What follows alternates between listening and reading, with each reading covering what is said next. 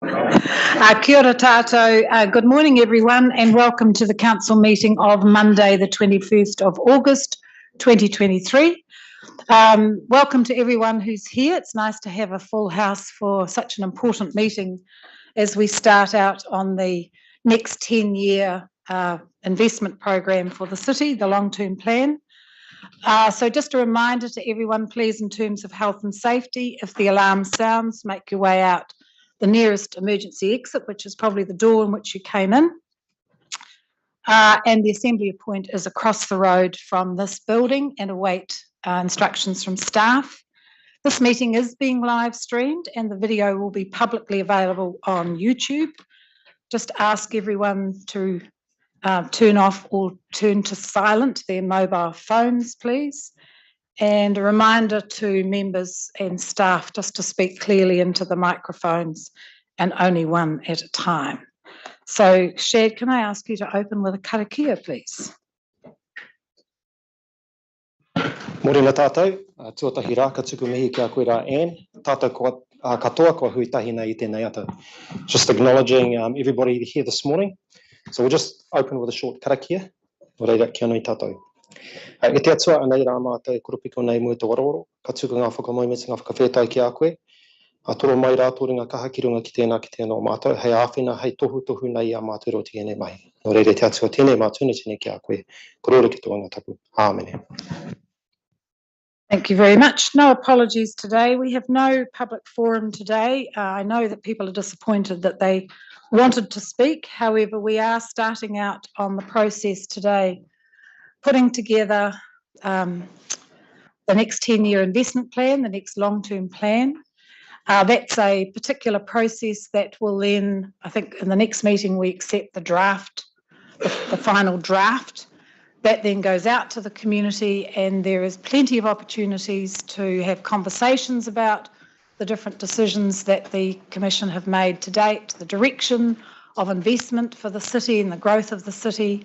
And then there's a formal submissions process where people can submit either in writing or they can come in and speak to their submissions. So lots of opportunities to talk through the recommendations that we will be deciding today and next week. Is it the 21st of 11th of September?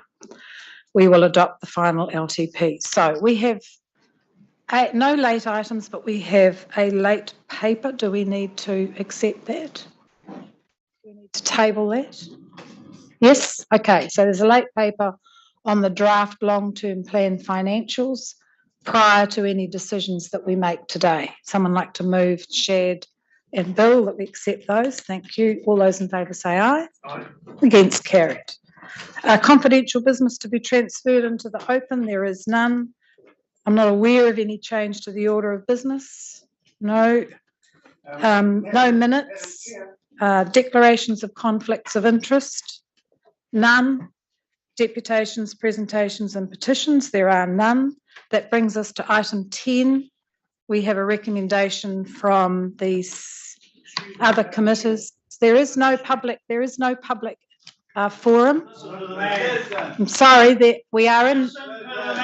I'm sorry, we are in the meeting. The meeting is no opportunity for the public to take part in the meeting. This is a meeting of the City Council of Tauranga. There is no public forum today. Why is there no public forum? I've explained that. We are starting out on a long-term process, a process for the long-term plan. That was a mistake, and there is no public forum today. Item 10. I'm going to ask you to sit down, sir. Please, we are carrying out a meeting. Item 10, review of rating categories to differentiate industrial ratepayers. Would you please sit down, sir, or I will have to have you removed if you don't stop interrupting the meeting. No, I don't have to speak up. Well, you do, because I'm asking you to sit down or I'll have to have you removed. I'm sorry, as you are interrupting our meeting. All right, well, I'll ask if you can be removed. Can the staff please remove I need to warn you, hang on, I'll get out the book. Your behaviour is disrupting the meeting, and I caution you to stop this now, or I'll have to ask you to leave the meeting. You're very welcome to march. The council policy does not give you the right to deny me to speak in a public forum. Actually, it does. A mistake, madam. Actually, it does, sir. It does. It is entirely at my discretion. And I made the decision that there would be no public forum today. Now, as chairman, I ask you to require you to withdraw immediately from the meeting for the rest of the meeting, as your conduct is disorderly and creating a disturbance. So I'm going to adjourn this meeting while you are removed from the meeting.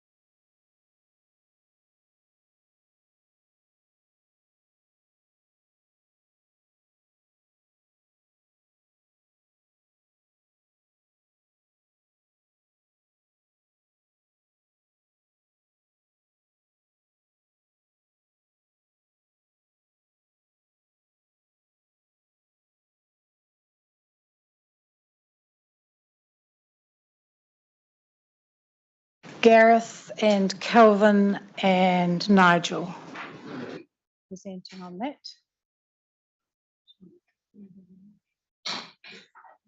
Oh, and Paul Dunphy's online, is it? Oh, Paul Davidson's online. I'm sorry. Didn't see that. Where we were last time was we sent you away to do a whole lot more work, and you're coming back to report on that. Thank you. Thank you. So this is an update following the work that you asked us to do. So by way of background, the stadium has been worked on in various manners for quite a number of years now, actually starting with a council resolution back when the council was elected. And we've gone through needs analysis, location analysis, feasibility, draft preliminary business cases, which is what you received in May. It's been a team effort right the way through, so it's certainly not just council and Priority One. There are a bunch of other people involved. I just happen to be the person who delivers it to you. At the last meeting in May, we said, here's a business case. Can you put in the long-term plan so that the public can get to have a look at it and then give you some feedback on that? You said, please come back to us with some more information. So today is about that more information. And there are a few other good updates as well. So what I'm going to do is I'm going to talk to the pieces that you asked us to do. And then we've got Kelvin who will go through a few more of the pragmatic things. And Gareth will talk about the path ahead. So all of those requests were written down in your report, so I don't need to go through them. A few significant pieces of progress, though, around two major things that I'll talk about, the public engagement side and then the social and economic benefits side. So in terms of public engagement, essentially you wanted us to come back and say, well, are the public keen on having this in the long-term plan or not? There have been a few ways that information has been sought. So there was a survey done by Key Research, which essentially gave a demographically representative view of what people thought. That came back with more people in favour of it than not in favour of it, and it was quite skewed to it.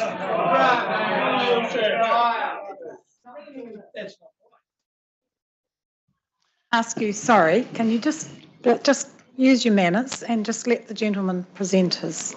Thank you. You are actually in a council meeting. So noting that there was more support amongst younger people, more support with males, and that support obviously diminished when we got willingness to pay in there as well, which is what you'd see frequently. The second part was a council survey via a link that was had more responses, was substantially more negative.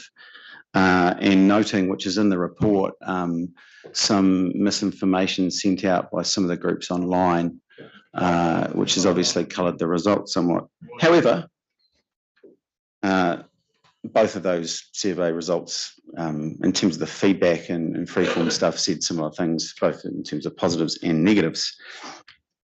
Additionally, there were some support letters from businesses and individuals generally in favour of the domain, which is what you've got. What we'd see generally on this stuff is it's quite polarising, so there definitely are people for it, but there are a number of people against it, as we can see today. The benefits outlined generally are attraction of events, alignment to CBD rejuvenation, and kind of support for businesses and tourism. Negatives, parking and traffic dominate. The use of Bay Park as an alternative dominates, and prioritisation of spend is in there as well. In terms of the social and economic benefits side, Stephen, I think you asked for more colour on that. You felt the business case was weak around that, so this is what this piece of work provides. And really, this report was done by Market Economics alongside Visitor Solutions. It's much, much more comprehensive. It uses a social impact assessment framework, and it comprehensively outlines all of the benefits, which are many. It also outlines that those benefits can be realised across the Western Bay of Plenty as well, and further on for the Bay of Plenty. There are two large bits for me in terms of the narrative around that and what was in the report. So firstly, a facility like this would take a fair amount of load off Bay Park, which benefits a large amount of other sports due to capacity. Obviously, with the city growing, you need more capacity. with facilities like this. So that actually wasn't something we covered in the initial report, and it was quite clearly outlined there. And the second part for me, more in the economic development domain, was it very clearly outlining lack of investment in community amenities leads to poor attraction and retention of talent. And that is a thing we should be very concerned about in this community, particularly with an ageing demographic. We really do need to make sure that we have a workforce of the future, and these types of things help that. There are a bunch of similarities between the public sentiment survey engagement stuff that we did, as well as the social and economic benefits side. So they, I think, validate each other in terms of positives and negatives. They both say fairly similar things. So that's good to see. So that concludes on those. In terms of funding, that's also in the report.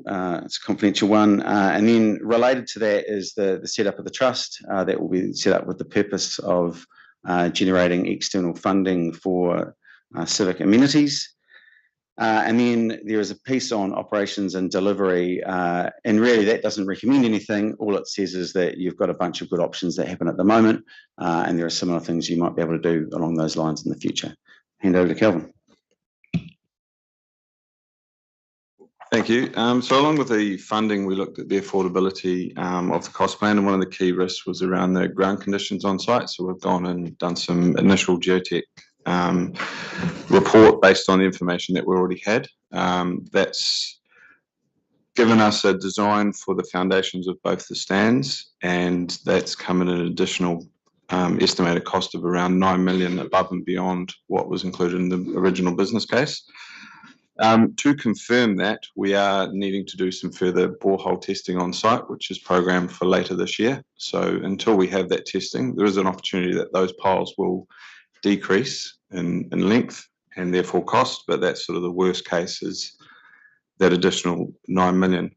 In that geotech report, they also did flag the risk around the slope stability on the western bank. And they've recommended, without looking at what's there existing in the current walls, a sort of worst case scenario if you were to retain the whole bank all the way along at a significant cost of around 19 million. So that's something that we are needing to do further information before we can confirm those costs, but that's worst case.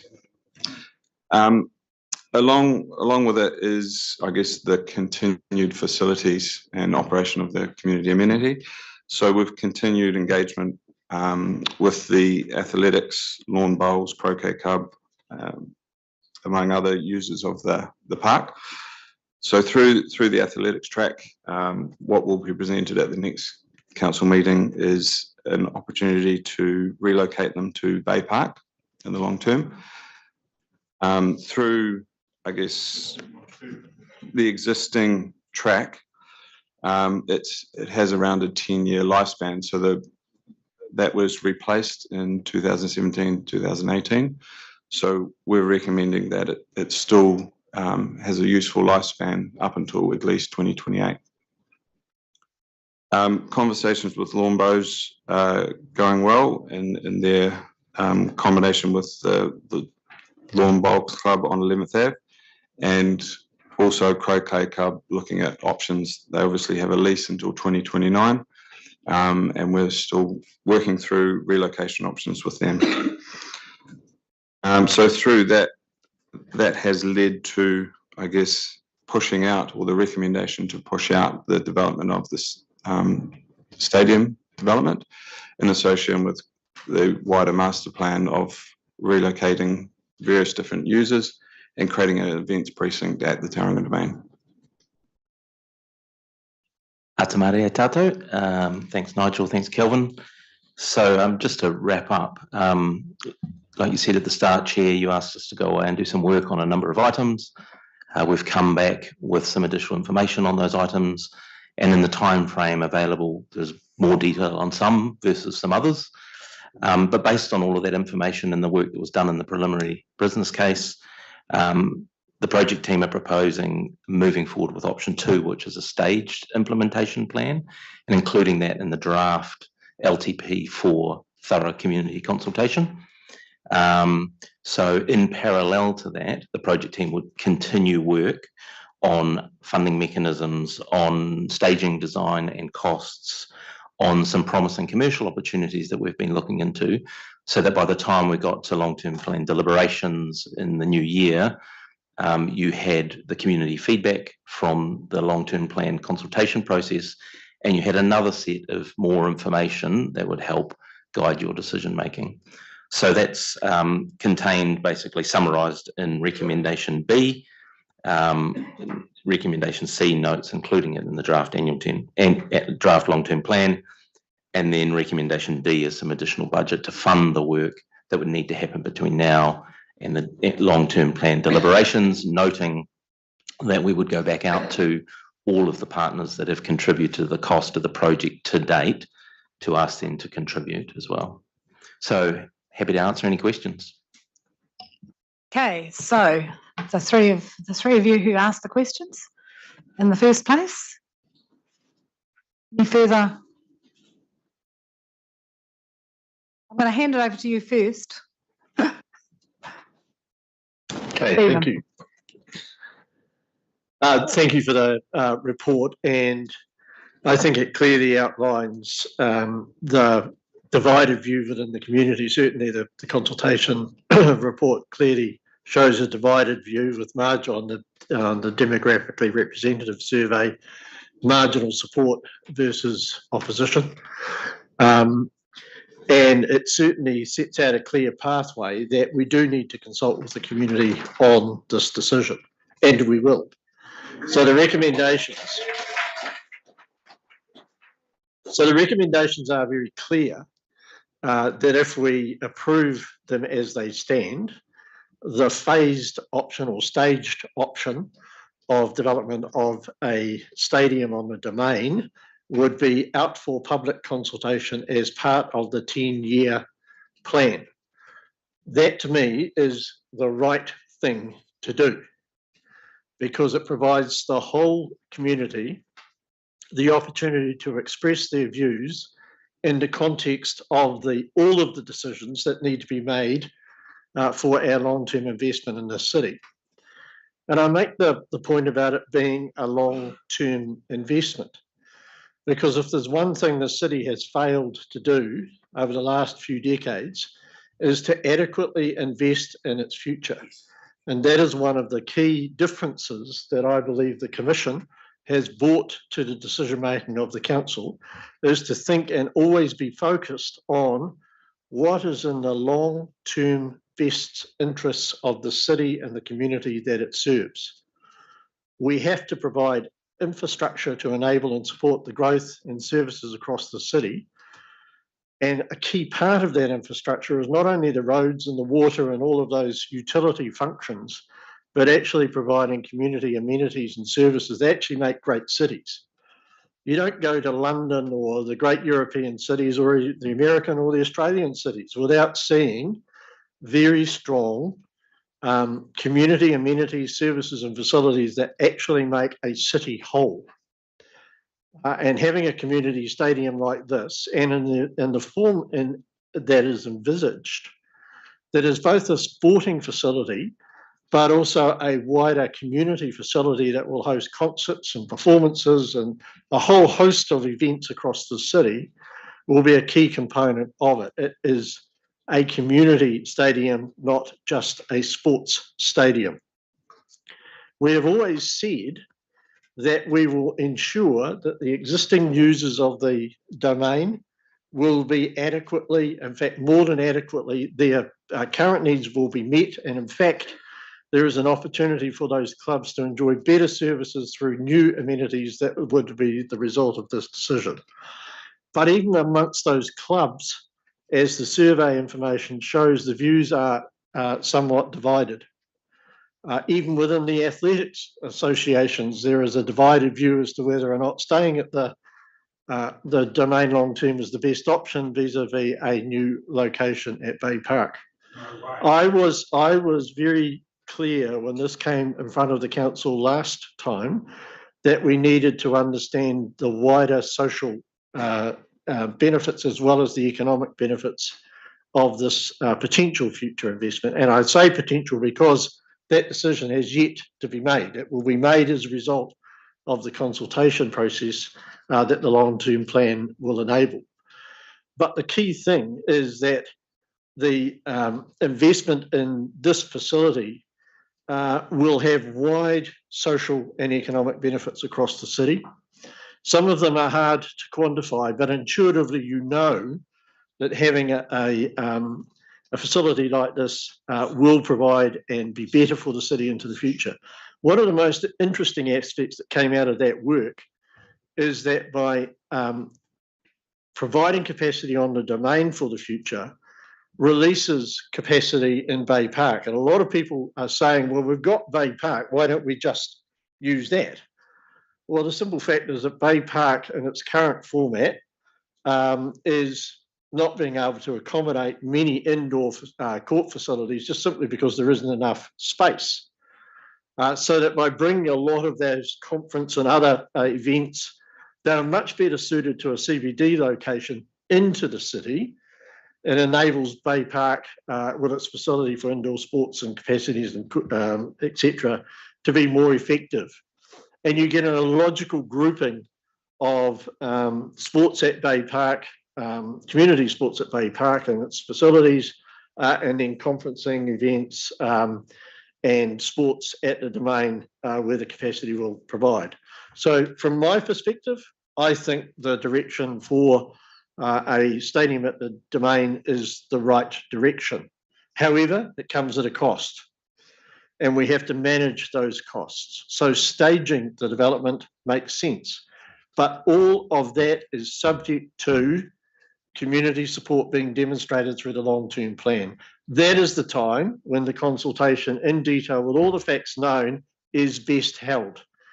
I do not support those that might come to this meeting and stop that consultation process because they have a specific view either for or against.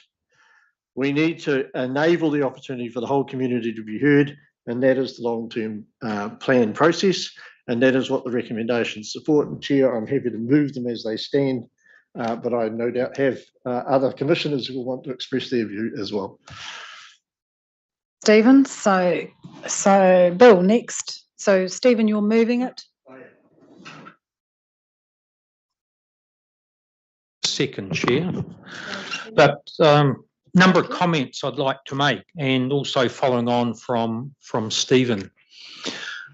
I think one of the important aspects from my perspective in all of this is that potentially good ideas or good propositions don't get killed or turned off before there has been a fair and well-considered evaluation and assessment of those proposals. I happen to undertake, in terms of doing other things, hearings commissioner work under the RMA. And one thing I've learned over a long period of time is to consider both sides of the story and actually consider what the evidence and information is before a decision is made. And what we're faced with here, there has been a proposition put forward.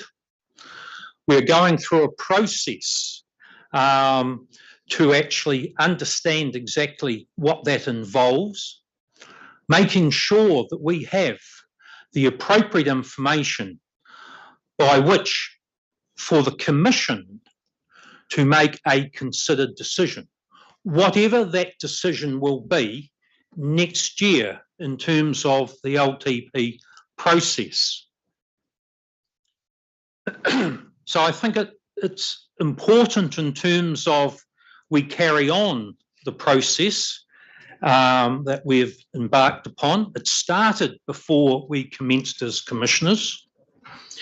And I believe we would be doing this community, and I talk about community in the whole, a disservice if we actually didn't follow through in terms of considering the proposition, the implications of it, and then been in a position through the LTP process then to make a decision, whatever that decision is at that point in time.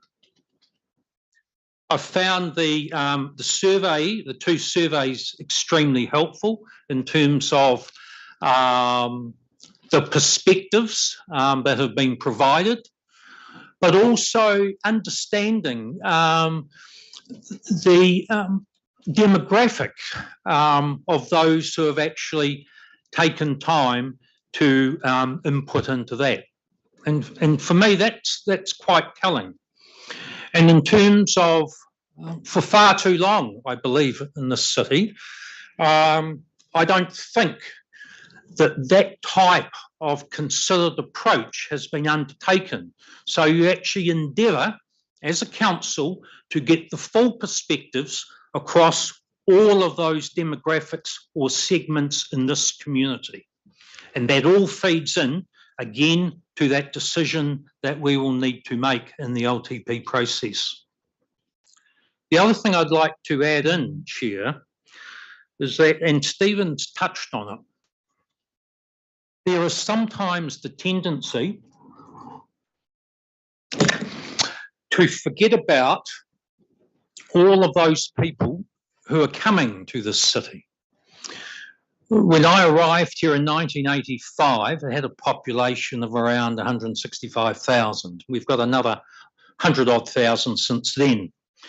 Currently, there's about 4,000 people a year coming to the city. Not forgetting about those who are coming to the Western Bay district. So, you know, significant growth in the sub-region. And I note the sub-regional population about 2018 was 195,000 people. The projection, and it's a projection, but it's based on the best information at the time and can well change over time, is that by 2063, that sub-regional population will be 300,000. So from 2018 to 2063, that's about just over a 50% increase. We need, as a city and as a sub-region, to recognise that growth, the needs of those who are coming here. And let's face it, for a lot of the people in the city, we're not born here. We've arrived over a period of time.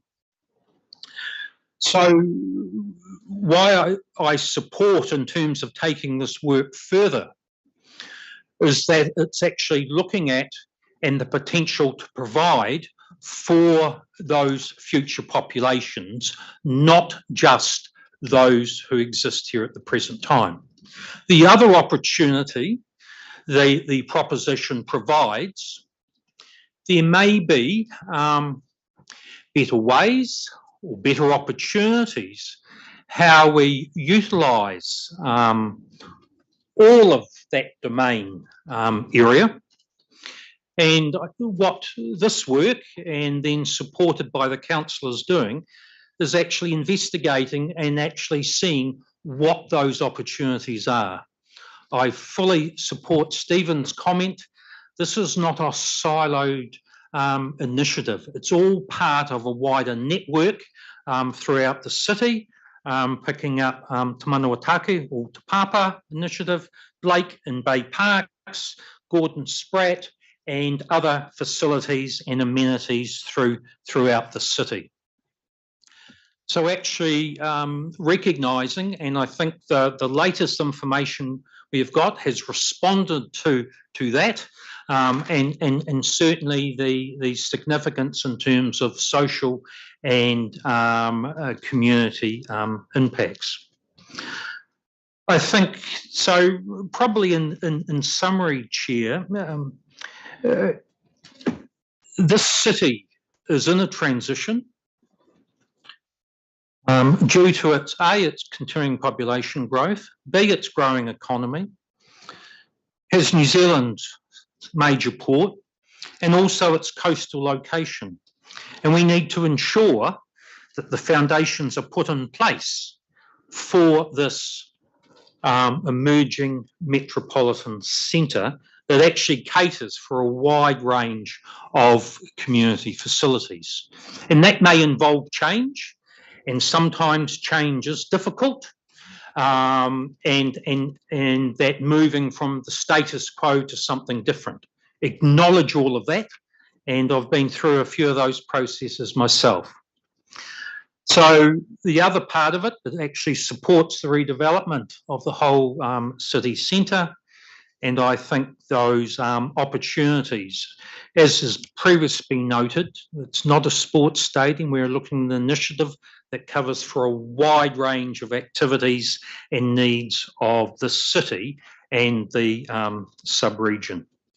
I understand the concern in terms of any potential impact, particularly through the rating process. And those are things that the Commission are going to have to consider very carefully in terms of our evaluation of it and what the impacts are, et cetera, et cetera. And I think at the end of the day,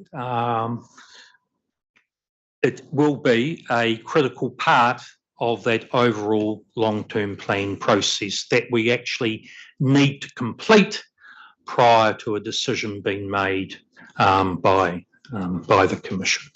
Thanks, Chair. Thanks, Ian. I don't disagree with any of the comments that have been made by my two fellow commissioners. I did have quite a good conversation with a member of the public this morning who phoned me with his concerns. And it was a useful conversation, and I encouraged him to come today, just so that he could get better clarity on what this proposal was about. Because the conversation started off like this: I have issues with your rugby stadium. And I had to explain, actually, it's not a rugby stadium. It's more than a rugby stadium. It's a community stadium. And so one of the issues that I think the public have is that there's a lot of misinformation out there about what the stadium actually is and what it seeks to do for this community.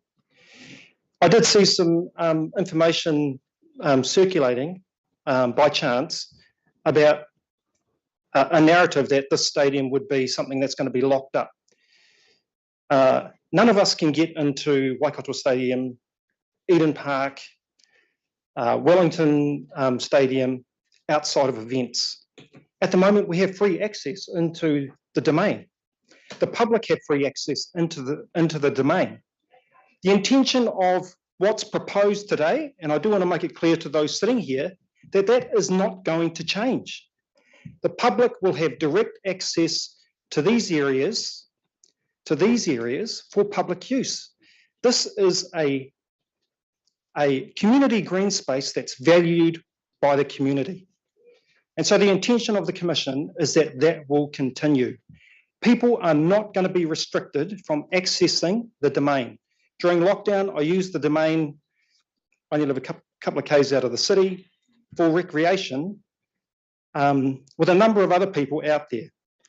I would still like to continue to use the domain in that capacity.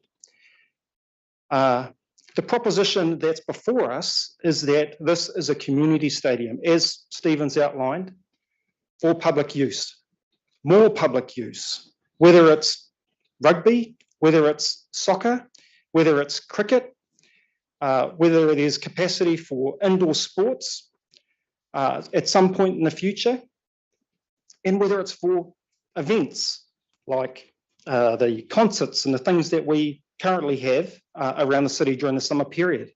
It provides for all of those opportunities. I did pick up in the report concerns about things like parking, like noise and those kinds of things. I did head over to Hamilton to watch the Warriors play a couple of weeks ago, and also managed to get over there to watch one of the soccer games. I have to say, everybody parks in and around the city, and the residential areas adjoining the stadium, and everybody walks. I parked, took me 15 minutes to walk to the stadium, had a great time, enjoyed the soccer and enjoyed the rugby league along with my family. Parking has come up quite considerably in the public discussion and through the results of the public survey and the assessment work that's been done. One of the things the Commission has been conscious of and working in partnership with our regional council colleagues is how do we enable better transport provision? So whether that's enabling people to get to and from the city in their cars, but also through public transport, walking and cycling and other modes. So there are opportunities for us to move around the city more easily and access places like these. These are things that we need to consider quite carefully.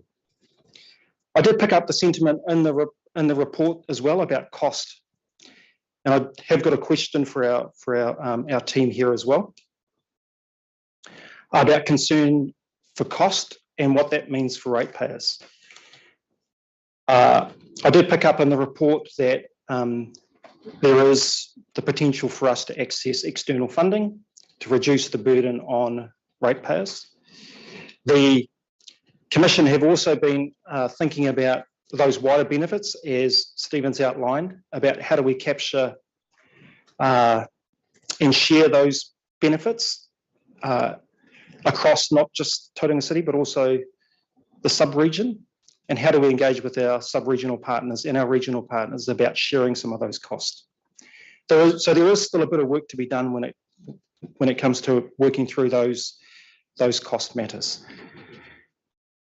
In terms of my question for our team, I do note in the report it talks about, in terms of the stage development, $70 million, 30 million of that would be offset by grant or alternative funding sources. But it also talks about $30 million for relocation cost. So my question to the team is, are we talking about 100 million or are we talking about 70 million in terms of cost, overall cost? The cost of the development of the first stage at the Domain is estimated at $70 million at this stage, subject to doing some work between now and April next year to look at exactly what we propose we would build and how much that would cost. The additional $30 million that relates to displacement is budget that's already, I'm pretty sure, I'll just check with Barbara, included as part of the active reserves master plan work, and that's already accounted for in the LTP as it currently stands. So it's, I mean, obviously it is a cost to the ratepayer, but it's not an additional 30 million to add into the LTP. It is already in there. Great, thank you for that. I've got nothing further to add, but just to say that as a community, we do value our green space. The intention is, and the conversation I had this morning, concern about removal of trees. I can say that the Commission's been focused on maintaining the green in and around our city. So anything that is constructed in this staged manner will need to accommodate how we protect and look after those trees. Thank you. Very much. I think I threatened to tie myself to the trees if anyone was going to take to them with an axe.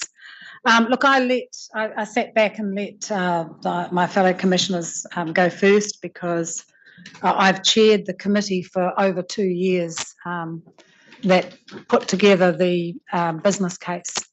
And so I felt it was, and I did the last conversation and you asked a number of questions, all of which have been brought forward in what I think are very excellent reports, thank you, that you've put in front of us. There's some extremely helpful information in there, and you've also acknowledged where we need more information, which I think is equally as important. So I agree with the comments that my colleagues have made. I don't think financially we can't afford this at the moment. We simply can't afford with the building of Te Manuataki or Te Papa. So it doesn't make sense to add it into the next few years. Given that the existing athletics track has a finite life, it makes sense to work around that so that the council at the time has a clear decision to make whether they replace that track. I'm not quite sure who's responsible for that cost. It all seems to be a bit grey.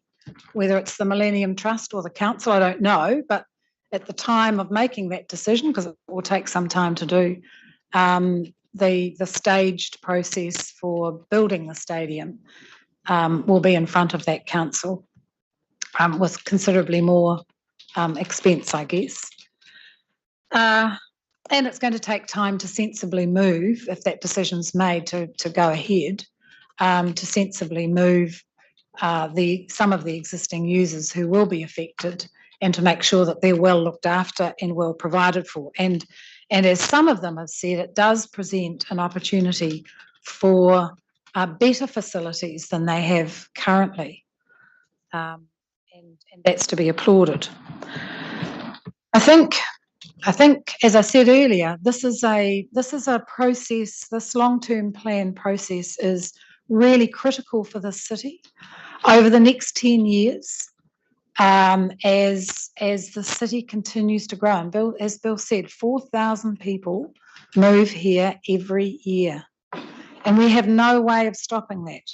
We have no tools to stop that, and we are required by law to make provision for more housing to cope with that growth, and we have a responsibility to the younger people in the city who've come here for work to maintain the economic activity of the city. And if you go to a place, and we've had it quoted to us several times, like Noosa, where they have put a ring around it and said it won't grow, there is no place for young people because there's no new economic activity. You can't build another house, and you can't start another business until the old ones leave by whatever manner. So we don't want that for Tauranga. That's not fair. But it's interesting coming into Tauranga, and the Commission's come in because the last 2 decades haven't managed and invested in growth. And this city has changed dramatically in that time. The growth is exponential, and it has overwhelmed the city. You have to manage growth, and you have to invest in it. And what we saw in those surveys that were done is the story of this city, with a large group of older people who quite rightly are watching their pennies, who quite rightly wanted to enjoy the town that they grew up in or the city that they moved to for the wonderful climate and the wonderful lifestyle. But there's a whole other group of people who are moving in, who are young family people, who are coming to this city because it is New Zealand's fifth largest city, with New Zealand's busiest port and wonderful weather and a wonderful surroundings, surrounded by water. You look out the window there.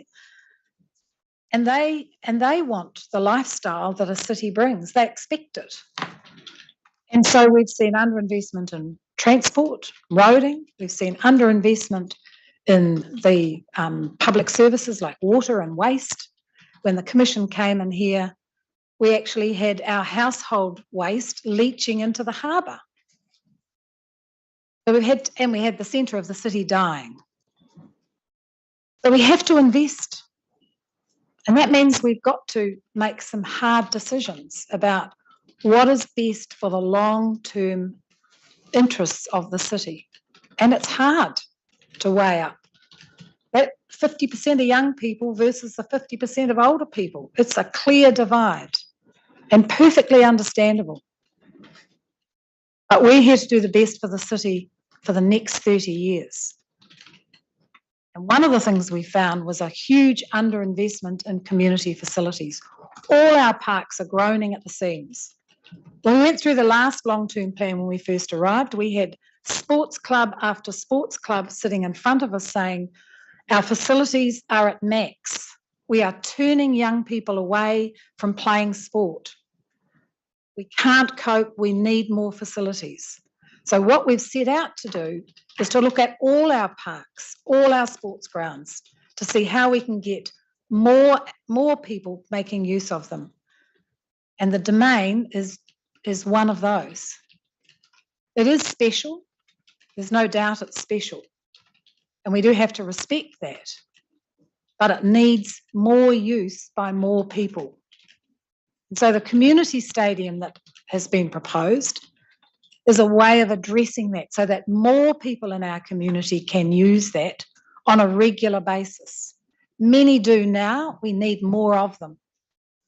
And then it can have, from time to time, those bigger events that will bring other people into our city and to spend their money, and give our younger people more access to the activities that they talked about needing and wanting. And that's only fair and that's only right in a city of 160 odd thousand. So I think what the staff have proposed, that staged manner, because we can't afford to do it now. Let's get on with Te Manuataki or Te Papa and getting the centre of town looking like a place that people want to come to and want to work in and want to enjoy, and start doing the work to investigate. Good heavens, we don't want to spend another 19 million on piles. It gives us time to investigate that. It gives us time to work out whether we can provide better facilities for some of the users that might be affected and move them in a way that isn't rushed. Croaky people tell us it will take, I think from memory, 3 to 4 years for their greens to be ready for national competitions. That's only fair and reasonable. So we have time, gives us time to do all that in a reasonable manner. But most importantly, it gives us some time to get out with the wider community and have these discussions. I bet there's a few people sitting here today that actually thought we were talking about a sports stadium, because I've heard it from a number of people. It's not. It is a community stadium that is open to the community all the time, that continues and enhances community participation and use, and opens it up to more people in the community to use. That's the right thing to do. So, any further discussion or questions? I'll put the motion, which is the recommendations in front of us, which puts a staged delivery of the stadium into the long-term plan to go out for consultation. 70 million in that first stage, of which 40 is from rates and 30 from other sources. All those in favour say aye. Aye. Against? Carried. Thank you very much. Right, that brings us to 11.2, which is the Memorial to Elizabeth Street Waterfront connection. And I think we've got, Kelvin again, and Waterfront. Have you got someone from, yeah.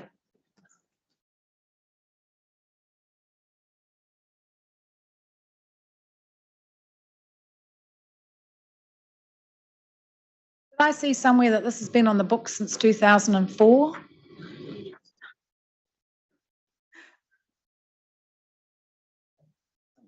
That's only 20 years.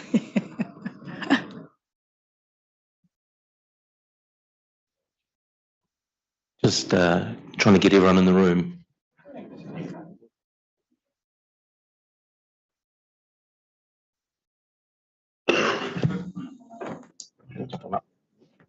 Okay.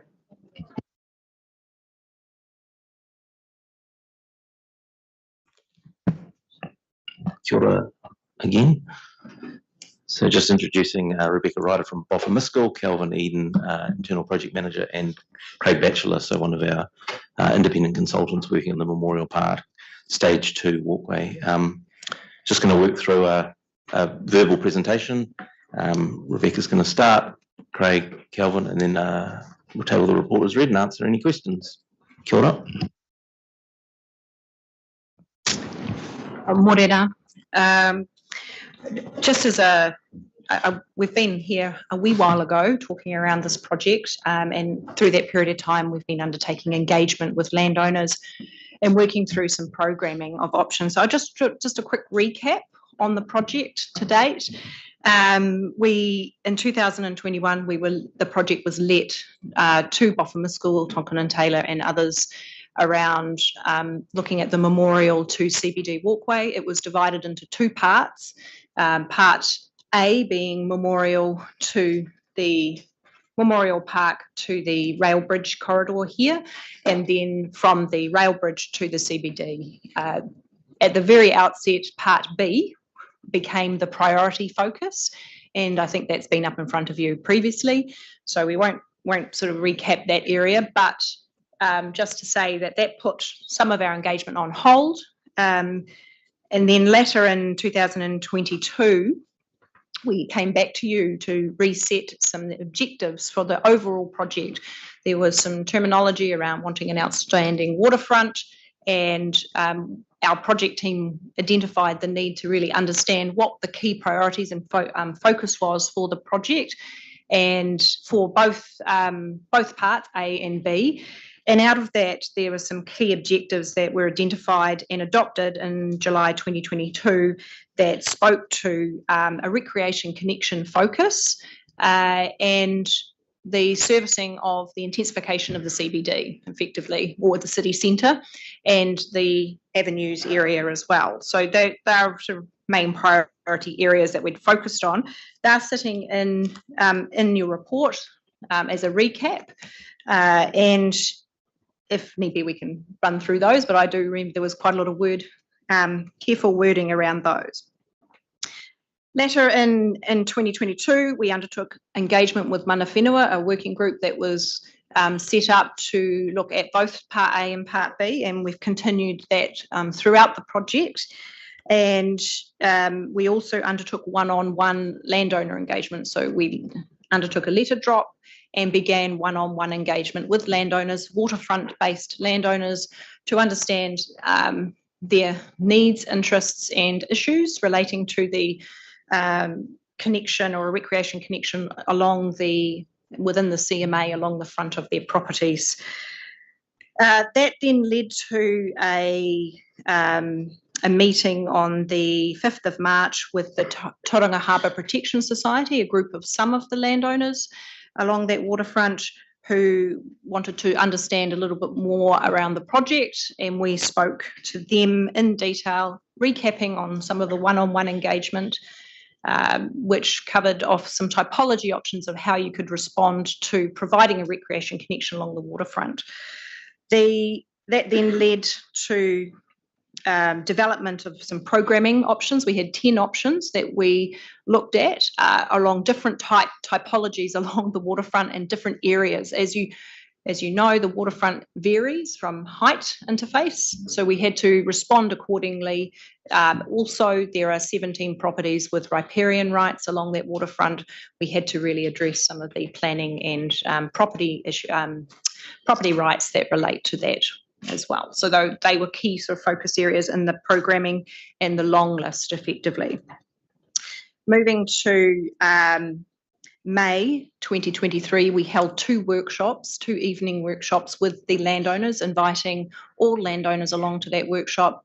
And that really covered off three preferred options that we'd work through with an MCA, multi-criteria analysis process, to get to what we thought were three viable options. These options are in front of you today, and we've got a recommendation report as relating to that.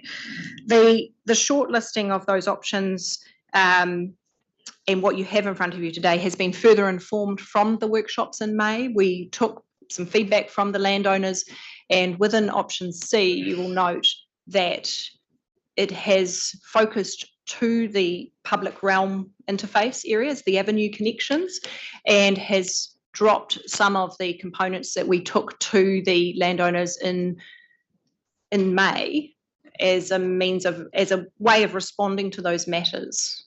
Some of it included walkways along a small walkway connection around the southern end towards Memorial Park. We dropped that out. We've been trying to respond to some of the issues that have been raised, and it's possibly a good point to transition to Craig to speak to some of the planning issues. If you'd like me to go through the recommended options in more detail, otherwise I'm happy to, if it's taken as read. Yeah. Okay, pass to Craig. Thanks, Rebecca.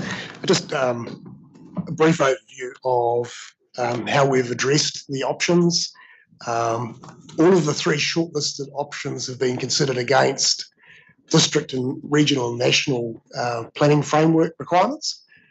We wanted to make sure that any option we recommend is capable of being consented. Mostly the consenting is under the Regional Coastal Environment Plan by Plenty Regional Council. Our assessment is that the proposals put forward are all discretionary activities, and they're complex. There are lots of assessments required, but we don't see any critical issues that would mean they could be granted consent. We wouldn't have put them forward otherwise. The real issue, though, in terms of critical risk, is around property rights, and that relates to riparian rights, resource consent rights for some activities on the waterfront, and also access rights. In some cases, some properties have historic access from the water. So we're working through the issues with property owners, really clear that unless we can resolve those issues in a satisfactory way, proceeding with a resource consent application wouldn't make any sense. An idea put forward by some of the property owners' legal advisor was that we should look at a declaration from the High Court around the legality of what's proposed. The view of landowners is that any infringement of their access across the entire frontage is contrary to their legal rights. Our legal advice is that we can manage that and ensure that those rights are provided in a reasonable way. So there's a difference in view there. So the intention there would be to develop some design solutions and have those tested with evidence in front of potentially a High Court declaration, but alternatives have also been looked at. So really critical that gets sorted before we move into any expensive consent process. There's also an access issue around properties in terms of hazard management long term. This area is affected by various coastal hazards and land instability, and there is some complication around putting a walkway along the frontage, which might make future access for doing mitigation work or repairs difficult. And also some buildings have parts of their structures very, very close to the edge of the coast with foundations. So there's some complexities in there that we'd need to design around as well. So yeah, so I suppose to sum it up, the RMA issues, they're complex, but not insurmountable, but certainly these property issues are the critical matters we need to sort out before we can proceed. Thank you. Thanks. So based on the information that we've received from the consultant team and advice from our legal counsel, is that to achieve the project objectives, we recommend option B. However, we're not in a position, we feel like at this time, to recommend that funding is put into the long-term plan. So we're just seeking some funds at the moment to proceed with design and then be able to be in a position to go through the legal processes. However, what we have highlighted is an opportunity to use the funds that are within the existing long-term plan, which is currently $6 million, push those out and give us time to design those avenue connections to start to achieve some of those objectives of allowing public access to the waterfront whilst maintaining a sort of low tide access along through to Memorial Park from the CBD. So that's where our recommendation is split between option B, achieving the long-term objectives and just having consultant costs, and then providing option C, where we can proceed with some capital works in the future to start the process. Before we move to questions, just wanted on behalf of the project team to thank all of the residents and landowners that we've engaged with over the last 12 months. We've been welcome into many homes along that waterfront and spent a lot of time with people that are passionate about this issue. We've had some robust conversations. We've had some challenging conversations. Some of them have been emotional, They've all been informative, and I guess on behalf of all of us, we've appreciated that level of engagement and that opportunity to have an open and transparent conversation about the project. And I just, on behalf of all of us, wanted to pass on that thanks to all of those people that have extended us that courtesy. Happy to table the report and answer any questions. Very much. So just so I'm clear, if we adopt option C, so I've got two questions. Does that, one for Craig and one for Gareth, I suppose. Do we still need to get a declaration from the court for option C? I don't believe you do. I think that the works don't infringe any riparian rights, from my understanding. Or access rights, everything's basically retained as it is at the present time. And then secondly, looking at option C, which has, well, Elizabeth Street, we're doing Tunks, that's Tunks Reserve, so that's already on the way. You're suggesting similar for First Ave, a viewing spot for Second Ave at the top of the road because there's no ability to get down. 4th Avenue access down, 5th and 6th and 7th Avenue out onto some sort of groin or platform or something. Is that all of the 6 million to do all of that? Yeah, I could answer that. Yes, it's around creating those nodes. We don't know quite what they will look like at this point. So what we have suggested here, and as you can see, between 7th and 6th Ave, we've looked at some beach replenishment, a small amount of that just to test whether that's an actual viable option for longer or further beach replenishment, which is proposed in option B. So we have allowed for that. So it is, yes, you're correct. It's the connection through First Avenue, 4th Avenue, improvement to the 2nd Avenue look out at the end, and then enhancement around 5th, 6th and 7th. And my understanding is that that's already, that funding is already in the long-term plan from the 21-31. Correct. Decision. Yep. I think it's in 26 and 27. We did also look at as a potential for option C, including further beach replenishment, but then that started to move into a part where there is potentially riparian right issues. So we decided to keep it simple and do it in a part where there specifically aren't riparian right issues. So just like Rebecca said, we could test it and see in that part of the harbour how it works. But you're not recommending that we prepare for option B by getting that declaration in the court? So we are. We're suggesting in parallel to capital works, which is option C, we continue the work to do two things in particular. Do what we need to do to be able to go to a high court or similar and get that determination, and B, set up a memorandum of understanding with mana whenua. Oh, right. So that's all part of Yep. It's just it's helpful for the public if all of that is contained in the actual recommendations so they don't have to go into the paper to find all that. So just reading the recommendations there, you wouldn't know that. You've got to go into the body of which is why I asked the question, because I did read the body of it. Yeah, thank you. We could have been more explicit in our recommendation D. Yep, so in the minutes, can we just note under option C what that actually entails, so that it's clear? I think it's important. Okay, that's my anyone. Yep, Bill, and then Stephen.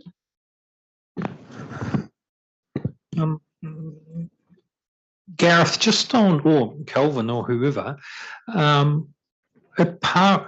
paragraph 7 of the covering report talks about some sand deposition and replenishment, etc. The purpose of that in particular, does that have any impact, positive or negatively, in terms of notwithstanding it's not impacting on any riparian rights?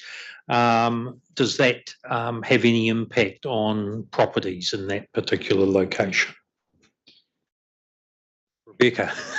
Well, probably a little tag team between Craig and I on that, but there is in the larger report that's appendicized to the covering report speaks to the accretion of mean high water springs or of sand and what effect that has, and that is covered off in the report, which identifies a project. I'll let Craig speak to that shortly, but there's no direct, it actually came from the feedback around some sand replenishment was favourable with our engagement with landowners. Okay. Yeah, it was a favourable option. We can't add a great deal, but yes, beach replenishment did come across as a positive concept from a number of property owners who'd observed erosion along that beachfront for a number of years. There was an issue raised around whether if the council undertook replenishment, it would then lead to an accretion and then a landowner being able to claim land. So we don't think that's a risk, and the person could claim that it's really the purpose for which things are done. That's sort of part of that assessment. It would be a court process again if someone wanted to take that forward. So we don't believe there's any major risk there. Just to add to that, the proposed location has an existing walkway along in front of the apartment block. So where we're proposing the beach replenishment, there is an existing walkway, albeit quite small, between 6th and 7th Avenues. So just turning in, before I go any further, I would like to acknowledge, and I think the chair has noted, the work that the Boffa-Miskell and Tonkin and Taylor have done in the report before us. Really helpful. It's probably the first time I've seen such a comprehensive engagement, but analysis and bringing the range of issues and considerations that need to be looked at. So I just wanted to acknowledge the work of the consultant team in that. It just helps us, and it picks up some of my earlier comments in the previous item of actually having a good information and evidence base in which to then move forward. However, having said that, on page 72, there's an A3, and it's entitled Project Site Character Zones. And I'm probably looking at you, Rebecca. There are two places there that are transition areas. And if you could just tease that out for me, what's meant by that and what is envisaged? So I'm in your report. I don't have the same page numbering that you have. That's my only problem. Yes. Right. Yes. Project site characteristics. Just bear with me. Right. Character zones, is it? Yes, that's it. Right. And the transition areas. Yeah, there's two transition areas. So yeah, in those areas, that's around the transition between lower landforms moving back up into a higher, an escarpment landform. So ultimately, they're at the points at which you're transitioning between what we've had an escarpment zone and then low properties. So at the southern end, down by 5th Avenue West, 6th Avenue, the properties are relatively low, as you would know, similar to Memorial Park in terms of elevation. And as we move further north along the shoreline, the escarpment and the landform rises, and you start the dwellings start to position themselves at the top of the escarpment. And then as we move back towards First Avenue here and 2nd Avenue, there's properties starting to come back down and sitting on the waterfront. Some of them with foundations right in the CMA or right adjacent to it, and others with sea walls, but sitting relatively low, as you can probably see from this building. okay, no, thank you. When you get to it, I'm happy to move the recommendations, but whether we need to do some tweaking when we get to that stage. Thank you, team, and thanks for all the work that's gone into this, including the engagement with the affected communities, because it's vital that process is robust, and I think it has been to date, and I'm sure it will continue that way. My question relates to the costings, and we have in the report the various costs of the three options set out before us. Option C, 6 million, which is provided for in the long-term plan, is that a component of the full cost of option B? It's not in addition to? Yes. Right, thank you very much. Thank you. Just got a couple of questions about the mana whenua engagement. So there are, off the top of my head, I can't remember, there's treaty settlement, the Takutai Moana CMA claims. Do those things impact on this proposal directly? And in the view of mana whenua, I'd be interested in their views on that. In relation to a view, I might call from a colleague who's sitting in the pews, but in terms of, yes, we have been well aware of the pending claims and potential change of ownership around the sea floor and the CMA. So we have turned our mind to that, and that has been part of the conversation. I'll just turn and just check with Anna if there's any further information.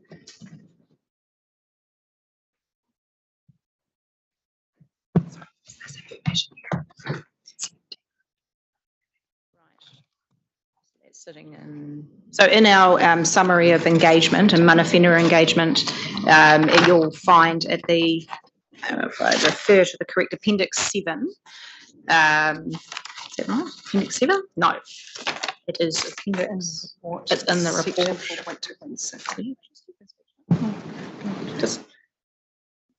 Yeah, so we've sought some advice on this, and once the claims have been heard, if there's a customary marine title holder, we understand that they would have an RMA permission right. And in that case, then they would have a specific role in a resource consent process.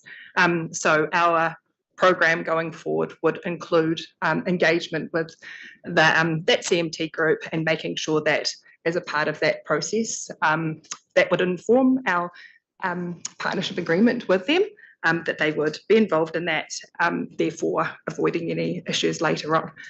But as Rebecca mentioned, our engagement so far with them has been very positive, so we wouldn't expect any challenges. So the groups you're engaging with are applicants as well as some of the hapu representatives and the iwi representatives. Great. Yeah, we understand the applicants are a broader group. Thanks. Any further questions?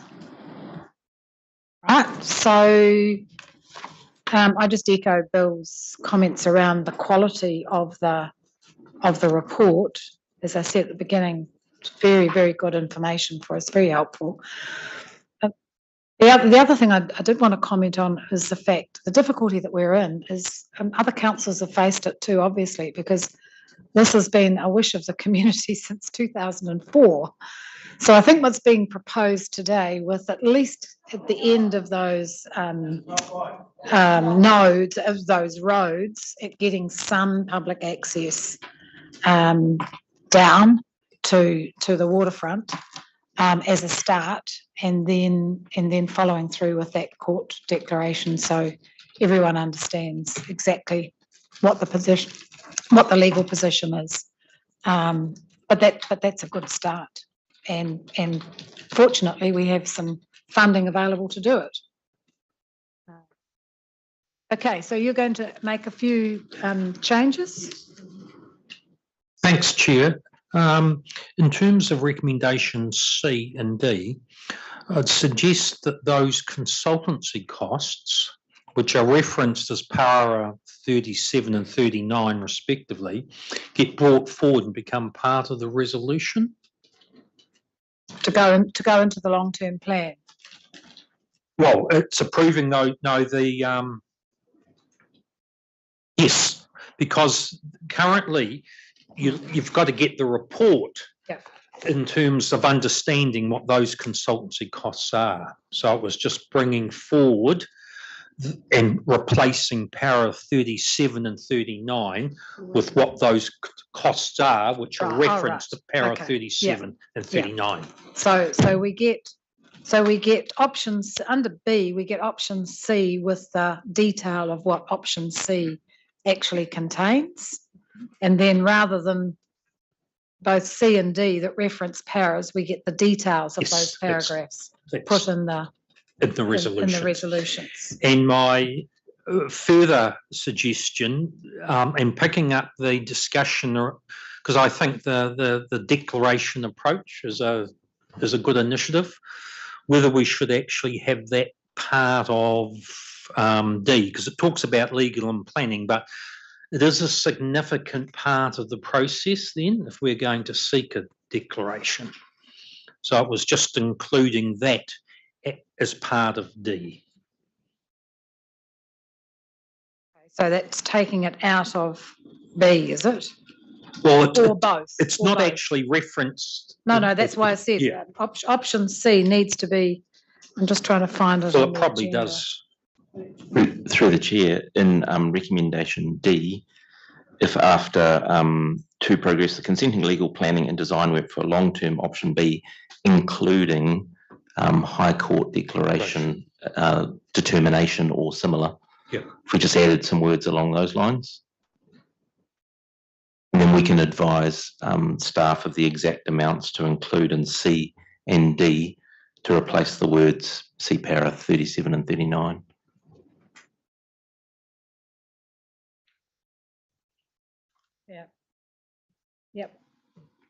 Yep.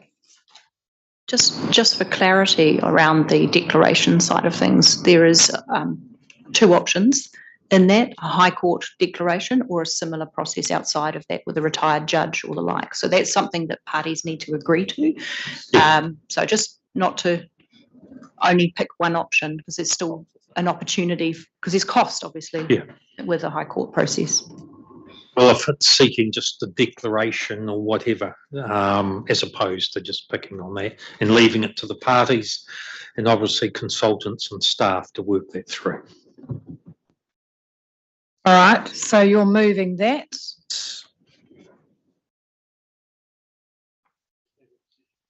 And you're seconding it with those changes made. Are we going to get those up on the board?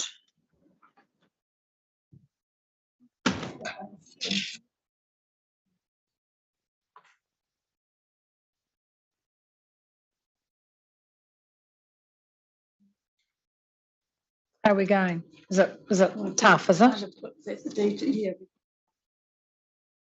Right, okay. So para 37, which has the costings of option C, which is 6 million. The numbers that you would want to bring in for recommendation C is 585,000, and the number that you want to bring in for recommendation D is 1.65 million. And then in recommendation D, after the comma, we'd say something like a determination on the legal position. Why it's helpful to put them in when you do the recommendations, so Yes. we don't have to do it on the whole. Thank you. Appreciate the heads up. It's in learned.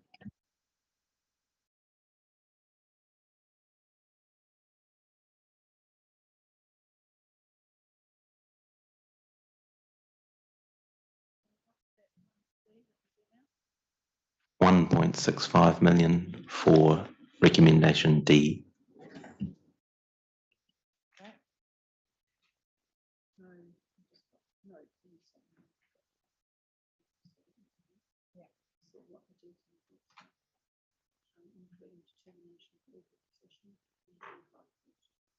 I think just take out legal position via a determination. Is it? What do you call the process that the legal process you're recommending? Is it a declaration without naming the High Court? Yeah, declaration. Legal declaration. What's the word? Legal determination of what? Yeah, I think we just need to have something that's slightly broader than specifying a process. Otherwise, we'll have to come back again if we want to. Legal decision? Oh, yeah, but it's got to be, of what? Of what? Determination of property right issues. Yep. Legal determination of property right issues. Full stop. I think full stop. Let's separate it out and then put a separate sentence then. Any construction cost to be considered as part of deliberations for the following long-term plan, which would be 2737, because I ain't going to get to that before then, are we? Correct. And then in C, where we've said the construction costs of which are currently included, you could add the $6 million in there, just to be very explicit. I think we need to be very explicit. So chuck that in. Whereabouts is 6 million? Yes, she's going to get on screen.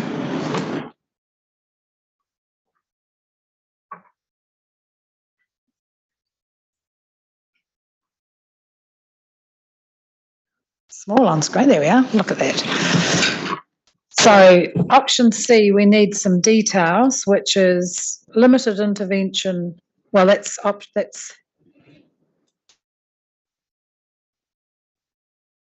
limited intervention on the city fringe and escarpment link zones from Elizabeth Street to about 4th Avenue. But see, that doesn't mention 5th and 6th.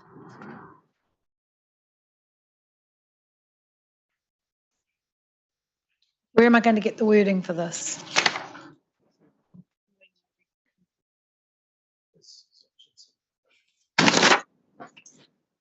Is it in here? Will I find it in here? I was just going to say. I think we need to make sure that we're being explicit about what exactly option C is. So that's that the limited intervention down through the avenues, as noted on the map. We relate it to the map. Well, no, then they've still got to go and look in the map. No. It's 1st Ave to 7th Ave. Page 23. No, I'm just looking at the map. So I think approves delivery of option C, which is, what did I say? Limited intervention Of the city fringe. of the city in the city fringe and escarpment link zones from 1st Avenue to 7th Avenue, which may include some beach replenishment. Which avenues? Does that cover it? Does that describe it? Yep, that's correct.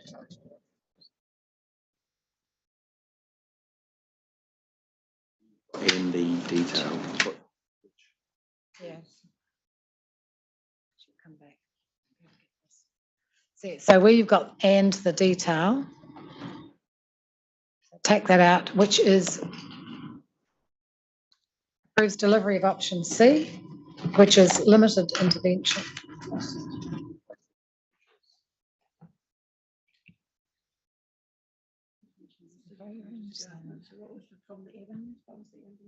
Zones from 1st Avenue to 7th Avenue.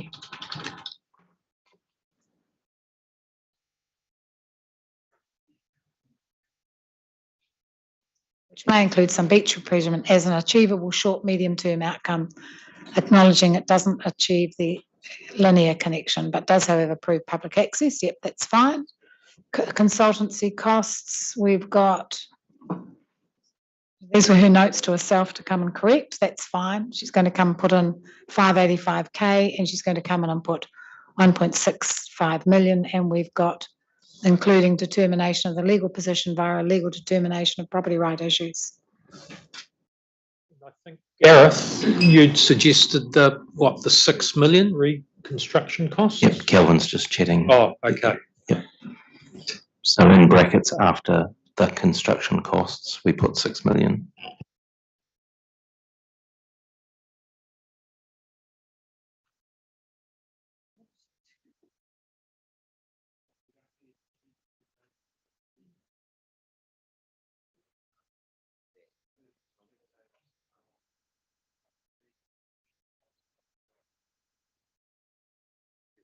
She can word shop it Yeah. later, Yeah. as long as we get it in the minutes and we all know what we're voting on. And other people know what we're voting on.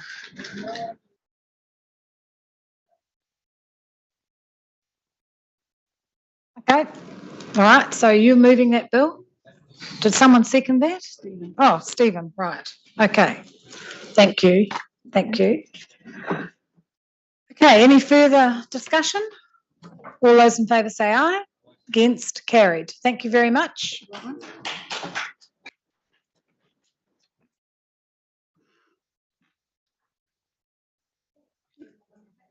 Can't please all the people all the time.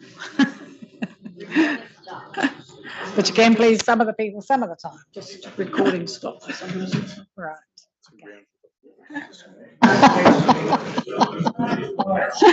So it was overlooked. No.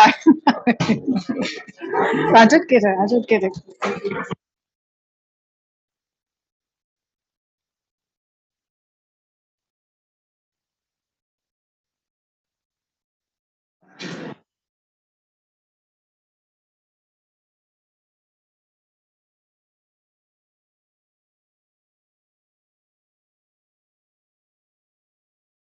Sorry, but we just are having a meeting here, so if you're leaving, could you do so quietly and have your conversations outside, please?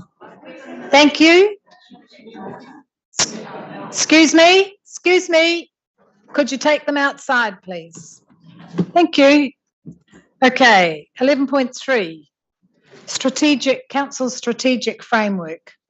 Don't take it personally, Jeremy, that everyone's left. And Anne?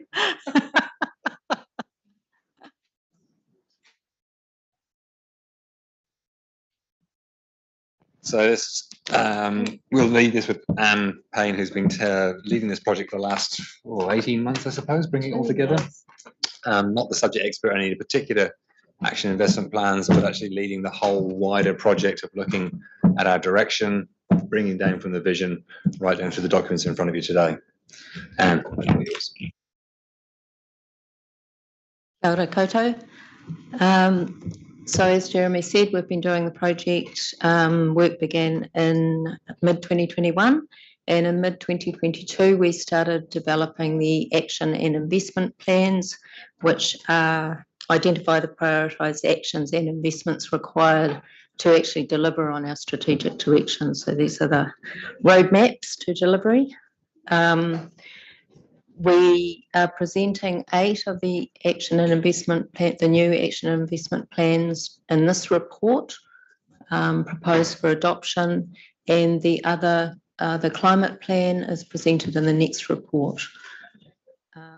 And we're also presenting the 2 draft strategies, which are held in draft until we completed the action and investment plans to ensure consistency across the framework.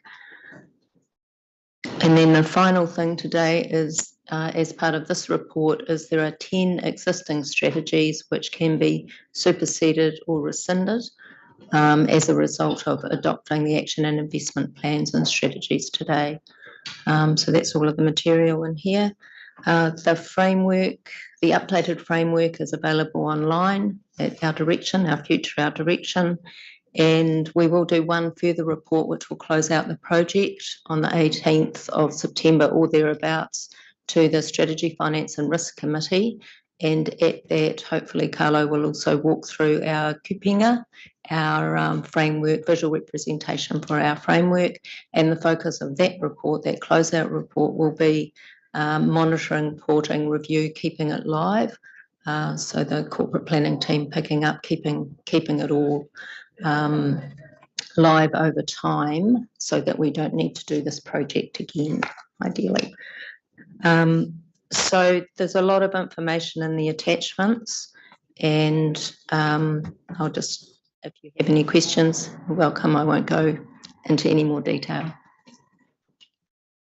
Very much, and you've done a huge amount of work on this. We've challenged you at every step to keep it more compact. I noticed as I went through them, you have tried to. Some of them are still quite large, but understand that there's a lot in there. So thank you very much for your work, and Jeremy, and the team that's behind it all. I have one issue that I want to raise with you, and that is, oh, look, I have a couple of questions. So when I see the community centres and action investment plans, those were done beforehand. That's why they're in nice, colourful, and that's how they will all be presented in the end. Right, okay, I thought so. So the issue I have really is with an inclusive city. And I know we had this conversation quite early on in the piece, but you've taken out beliefs and put in backgrounds. And I'm sorry, but all the wars that I've ever read about have been generally fought for three issues: power, land, or religion. And every month in this city, we have a citizenship ceremony where 70 to 80 people become citizens of the country and residents of this area. And there are Christians, Anglican, Catholic, whatever, Seventh-day Adventists, Muslims, Jews, Taoists, Buddhists, Hindus, Sikh, a whole variety of religions coming with different cultures. And I think it's important that this city makes room for all those beliefs. Really critical that this city does so. 20% or more of our people were born outside of New Zealand. So beliefs is a really strong part of people's cultures. And I just think we are pussyfooting around when we talk about their backgrounds, because that's their culture. But their religious beliefs are important to be included, and we must, as a city, make room for them. I think we're very fortunate in this country that we're a couple of generations ago away now from the Catholic versus Anglican in Christianity. I was telling the guys earlier, my mother was excommunicated from the Catholic Church when I was christened in an Anglican church.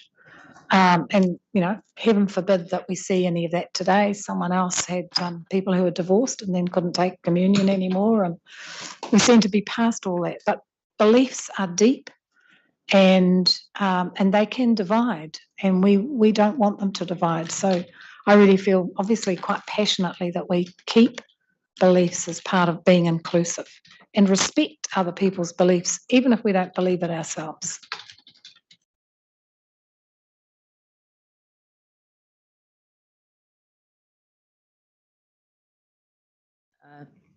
Nick led on the inclusive city strategy, as you know. It was in response to community feedback, but in the end of the day, this is council's strategy. So. I would just echo what Anne's just said there. I think it's probably just a bit of mixed miscommunication along the way somewhere, that in between some community feedback and feedback from commissioners, we've maybe just lost that we wanted to keep beliefs as opposed to remove it. So that's an apology on my part. We can definitely add that back in. It's no problem. Chair, I do know, I particularly like the diagram that's on page 142 of our agenda, which effectively pulls all of the action and investment plans together. I was anxious to see this diagram as effectively a summary of the entire framework, and it's great to see that you've got that now down to one page. And interestingly, the inclusive city on that diagram does include beliefs, so it's obviously been a kind of a dropping of the wording in the more detailed reporting at some stage. I'm interested to know if the framework for accessing this will be the website. I understand that's the intention. Would it be possible to have this diagram as the link point, so that you could go to the framework and say, well, I'm interested, say, in a well-planned city, and I want to know the detail of the city centre action investment plan. I could click directly from that chart to that plan. It would make a very easy way to navigate to what otherwise would be quite a complex maze of reports to find your way through. Just a suggestion.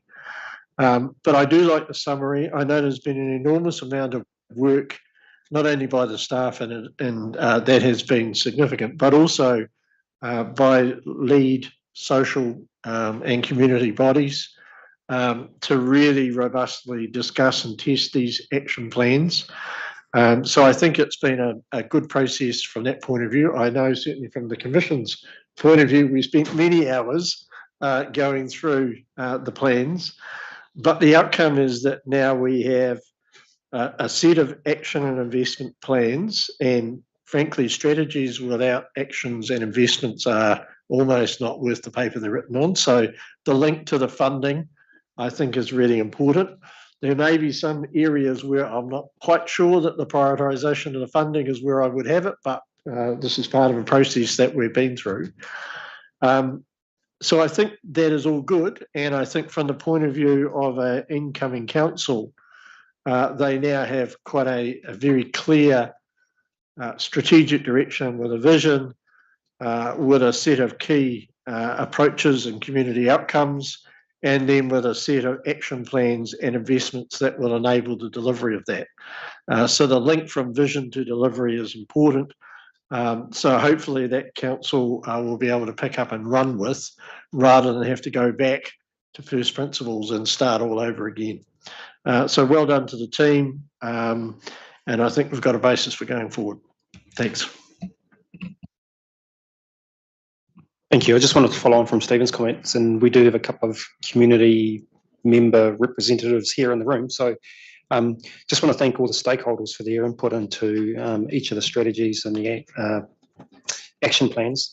And it has been a process of working through that detail, but then also how it connects back into our long-term plan for ongoing investment. And it is a process of understanding what the issues, the challenges are, and then coming to a consensus point where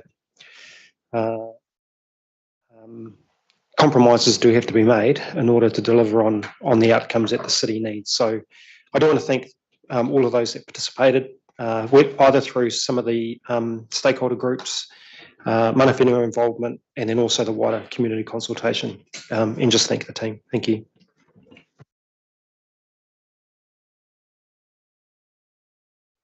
Thanks, Chair, and certainly support the comments made by my colleagues.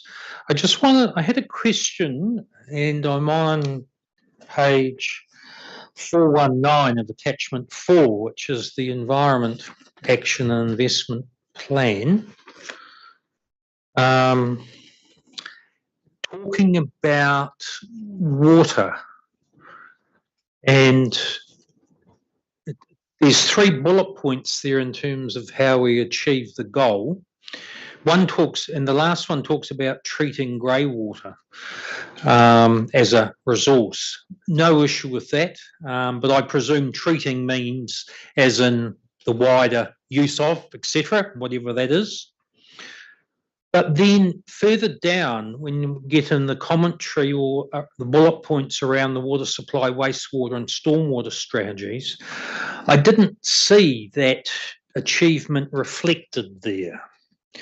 The concern I have is that the ability for that better use of grey water, which is an opportunity, actually gets lost and doesn't get followed through.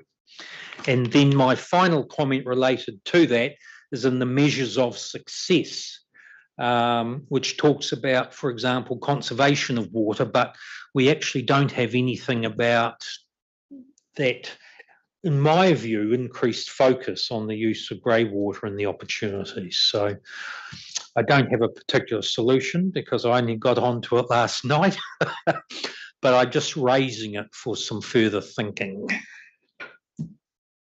But I'd be happy to move the recommendations, Chair, if they haven't been already moved. Because, yeah, but suggestion, and coming back to our discussion, the previous item, recommendation E talks about approving the investment plans contained in the attachment A to H. And we're really keen to have them listed, so it's very clear what I've approved. Yes. The names of yes, the plans. yeah, just having the names there, and then going to recommendation I, we're rescinding a whole lot of strategies and plans, no problem. I'd like, for the sake of clarity, list them there, so there is no doubt in that space. So for the minutes, we can pick up from paragraph 17, the left-hand column there, effectively, because that's the list of the 8. And then for resolution I, we can pick up the black ones under paragraph 33. Those are the ones you're looking to rescind or supersede. Okay. I suggest you also add a little note into recommended resolution F, along the lines of adding back beliefs into the opening vision statement, and then we'll amend that feedback section accordingly.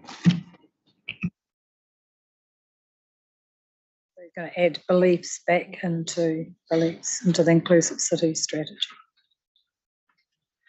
Description, isn't it? Is it the description? What do you call it? Value statement. An opening vision statement or something like that. But yeah, that page 380. So you're moving it. I have a seconder. You're seconding it, Stephen. Thank you. Okay. All done? All done? No further discussion? All those in favour say aye. Against? Carried. Well done. Thank you very much. Yeah, I was waiting for our coffee. What's happened to our coffee? Cora's been gone. We'll do the climate change one, and then I think we'll take a break, shall we? Okay, climate change investment plan. It's you, Jeremy, on your own. Sarah was walking slowly from the back. Yeah, I can do this one. So this is a variation on a theme. That was news to her. This is well, a bit of credit where credit's due. So Sarah was involved right at the beginning of this process, then went off and had another baby, and then is involved right at the end. As you do. So she can understand the first bit and the last bit, and I've got the bit in the middle. Right. But the same process as Anne has just been through, been working with a very dedicated and interested group of community assisters through this process. We haven't always agreed on everything. We still don't agree on everything, and that's fine. But we've got down to a final consulted on first climate plan for the city. And all the way through this process, I've been explaining to them, this is the first one. It'll almost certainly get updated and improved, but just bear with us while we do the first one. The feedback is as in the report, a lot of it is around the edges. That the major piece there was about the objective, the goal for mitigation. And we've been around this particular mulberry bush a couple of times. And we're bringing it back to you now for a final decision.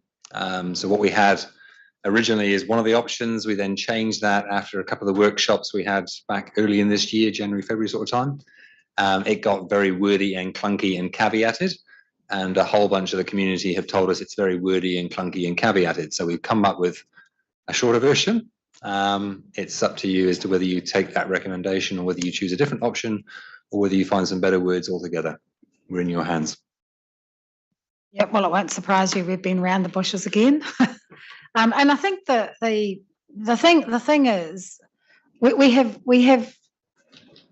can set an ambitious goal that we know we're never going to reach. And the feeling is that that's being a bit dishonest, because it's almost pretending that you're doing something when in actual fact you can't. So how do you get the balance with putting some rigour into the actual process, but having it realistic about, you know, what tools you have and what you can actually achieve? And so trying to come up and wordsmith how you encapsulate that in a way that holds you to doing some, but at the same time acknowledges that if you went as per the science-based target, you've actually got no way of achieving that without making just enormous unacceptable changes to the city, and many of which we can't influence anyway. So we've had a bit of a debate, and I can't remember where we ended up. I can't find where we ended up. 146. Oh, that's right. So we had As a city, we will work towards reducing our greenhouse gas emissions in line with a science-based target and national net zero 2050 commitments.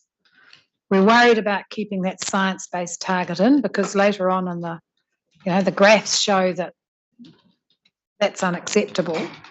So how do we go with, as a city, we will work towards reducing our greenhouse gas emissions in line with the national net zero 2050 commitments, which holds us to the national commitment, but actually we're working towards it because there's lots of things we can't influence, so we'll do the things that we can influence and are encapsulated in the plan. And as you say, more will evolve. Bit of caffeine. Yeah. Just take out the science-based target. How does that? I mean, what I needed to do here is probably speak on behalf of a whole bunch of submitters who aren't able to speak on their own behalf at the moment. I think losing the science-based target will be disappointing to some. Retaining some higher goal and distant goal, which is consistent nationally, would be of solace to them. So it's probably a bit of one, bit of the other. Yeah. But I think having, rather than 3B, which was just less, it does give less with a purpose. You summed it up extremely well. Thank you, Jeremy. That's where we were going. Look, I have a couple of questions about some of the actions. So I note on page, it's 175 of our agenda, and it's 21 of the AI. 33, the priority action 33 and 34. So sub-regional waste infrastructure required to further reduce waste to landfill, and that's got funded. I thought we put that on hold while we tried to develop a regional. So it isn't actually in our long-term plan, or is it? There is some money in the draft. These funds now are in the current, as of now, 24-34 draft. And the full amount? Depending which version of full amount you want. So there's a business case being reworked to have a look at that. But there is a substantial amount of money in there. It's probably not the full amount that will be requested at the moment, but it's substantial. So shouldn't we be saying, because we are working with Western, well, I pitched to the region, my regional mayors. So shouldn't we be saying at least some indication that we are seeking regional input into that? And then secondly, I thought that we had canned the education centre because that was in the original proposal, and then it came out because there's not enough room on the site. I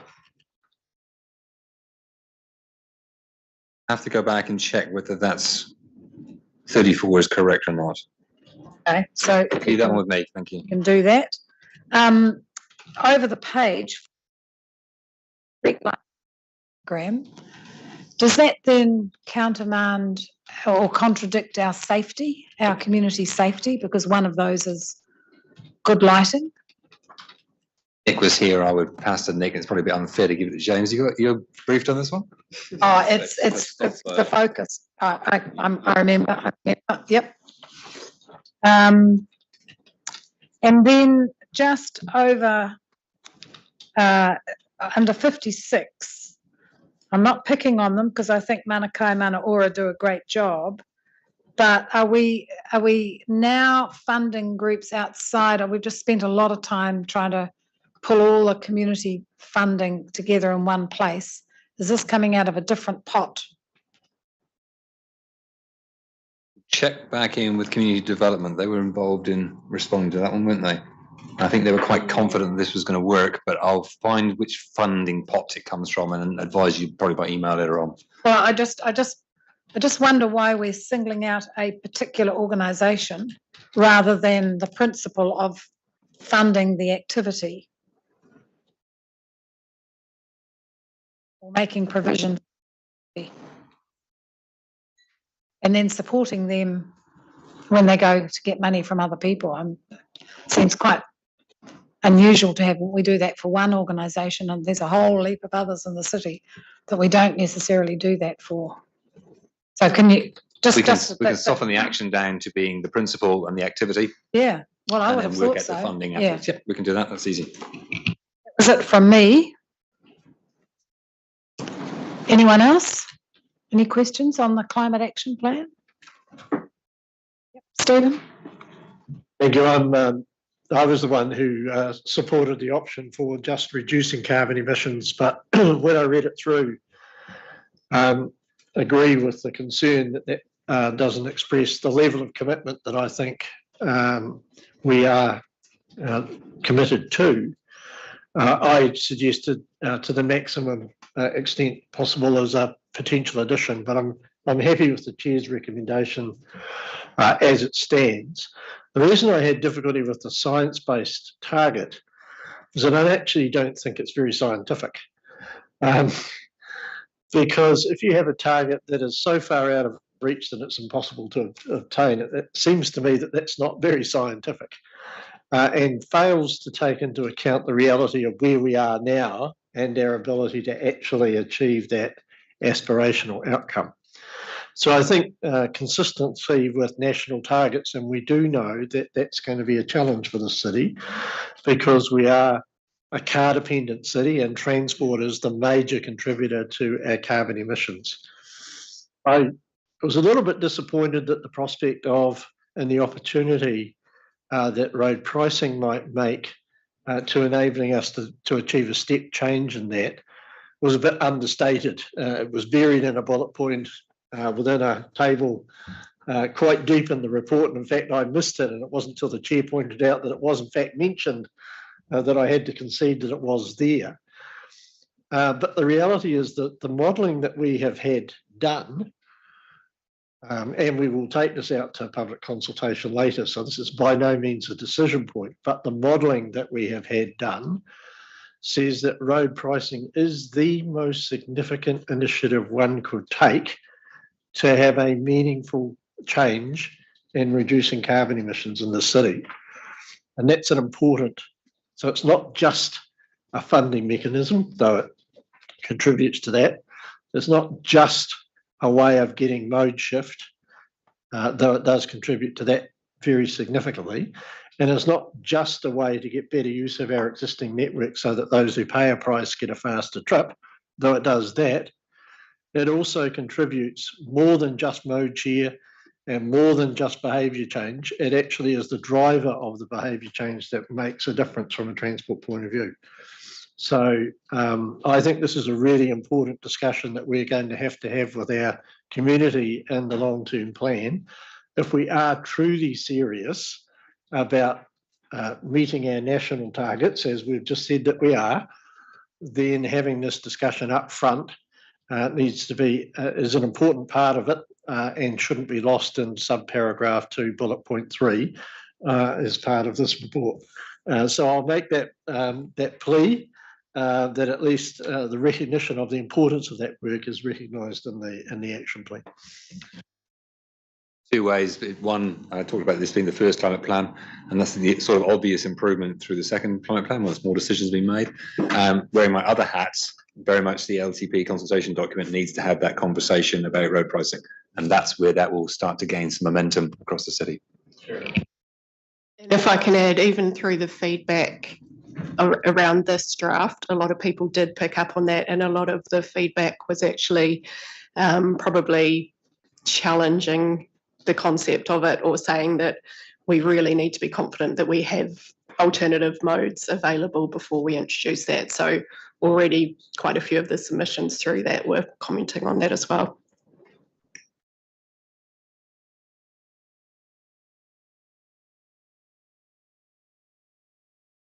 Any more questions, comments? All right, I'll put that we adopt. I haven't got a motion. We adopt, and I've gone on to the next one on here. Climate Action and Investment Plan.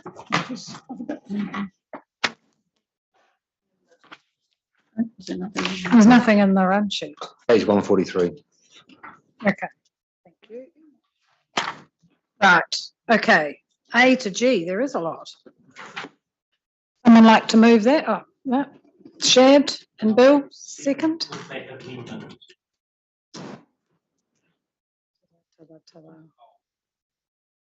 Oh, right, yes, a change to the goal. Yep. Remind me where that is. Which?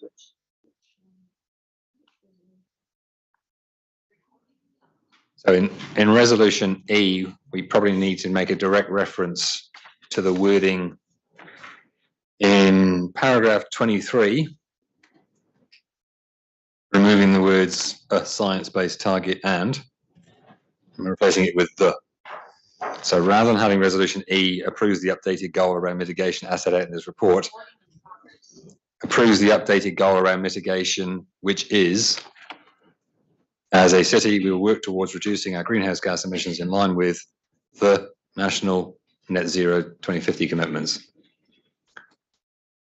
And then with your leave, I think the comments made around actions 33, 34, 56, we can probably cover under G delegates to the general manager to tidy that sort of stuff up before it gets published. Yeah, no, I'm happy with that. You got that? Pretty much got it? Yeah. And in the context. Pretty, right, okay. Okay, so I omitted to do it last time, but I know the Rangapu have done a lot of work on this, so I particularly want to thank them for that. And then the other organisations that have been involved, and I see some of them in the room. So thank you very much. So this is the city's first ever climate action plan, action investment plan. So it is quite significant for us, and I know that many other councils in the region are way ahead of us with this. But it was very clear when we went out last year with the long-term plan amendment, and probably in fairness in the 21-31, which we picked up at the last minute and took out, that the community is very focused on what the leadership of this council is looking like. So even though we've done some quite substantial things like green buildings, and I think the new admin offices for TCC will be the largest wooden office building in New Zealand, and certainly Te Manawataki or Te Papa is looking to be similar, with 6-star, aiming for 6-star green ratings, lots of greenery and all of that. This is really what large part of our community are looking for. So thank you for all your work. All those in favour say aye. Against? Carried. Thank you. Okay, we're going to take a short break. It is 11:35. We will take 10 minutes and come back at 11:45.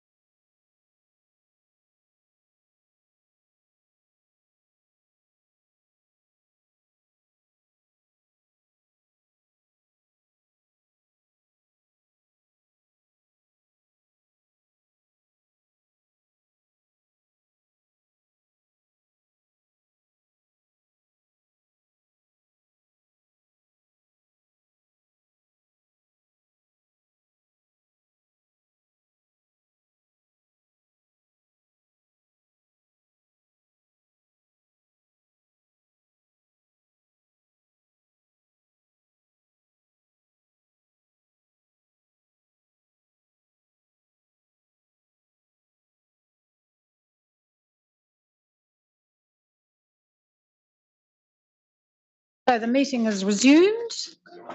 People eating pies over there? No? Okay. Noticed who's sharing, yes, noticed who's sharing. Okay, draft revenue and financing policy framework. Who's talking to that? Mr. Davidson online? Yes, good morning. No? Ah, there he is. Good morning.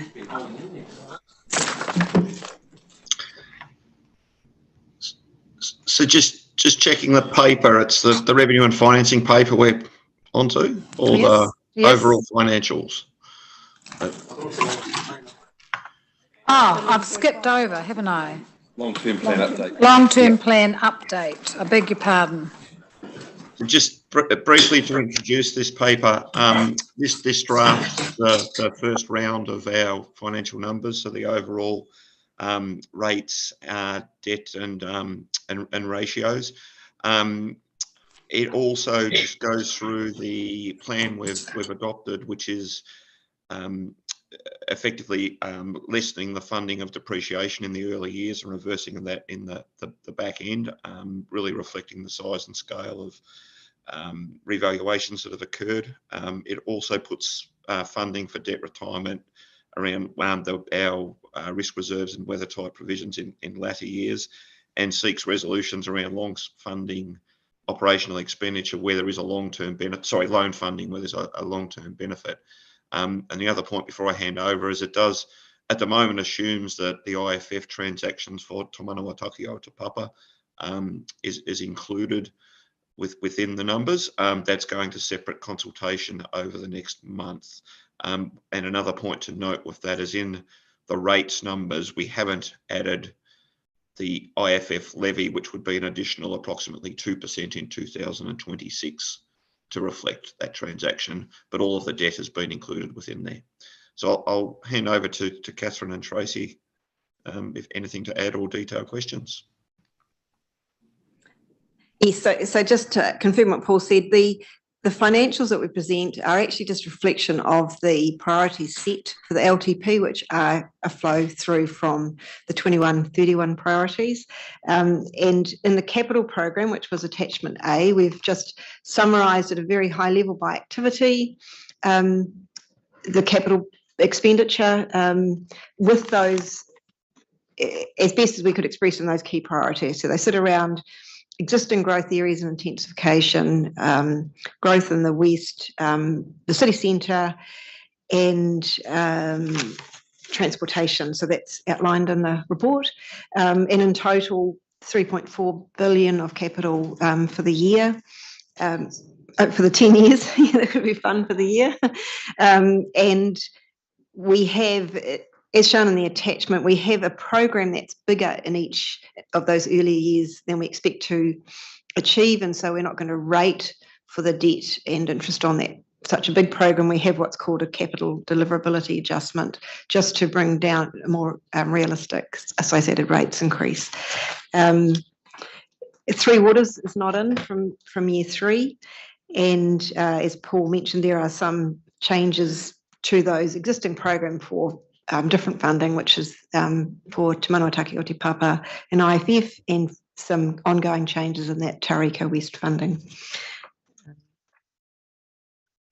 So Tracy, we've actually tabled at the meeting the operational summary of financials, and are we able to put that up on the screen?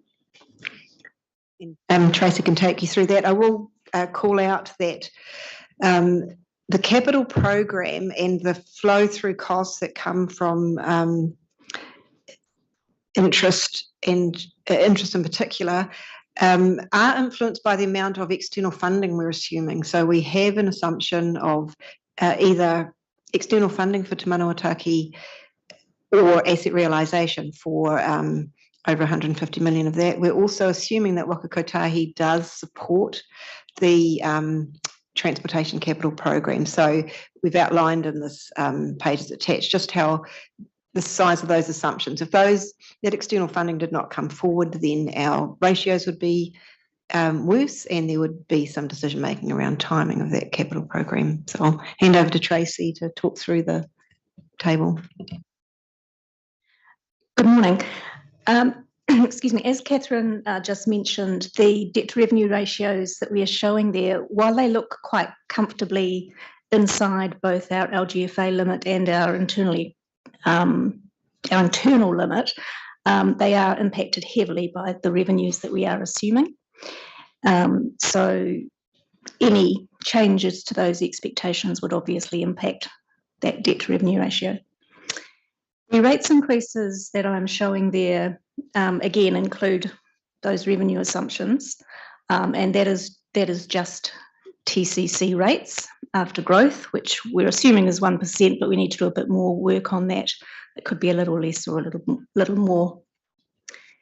The median residential rates increase and the median commercial rates increase is based on just that first year. We only kind of do that detailed rates modelling for the first year, and includes the Transport System Plan IFF that has already been agreed, so we can see the full impact of that coming through.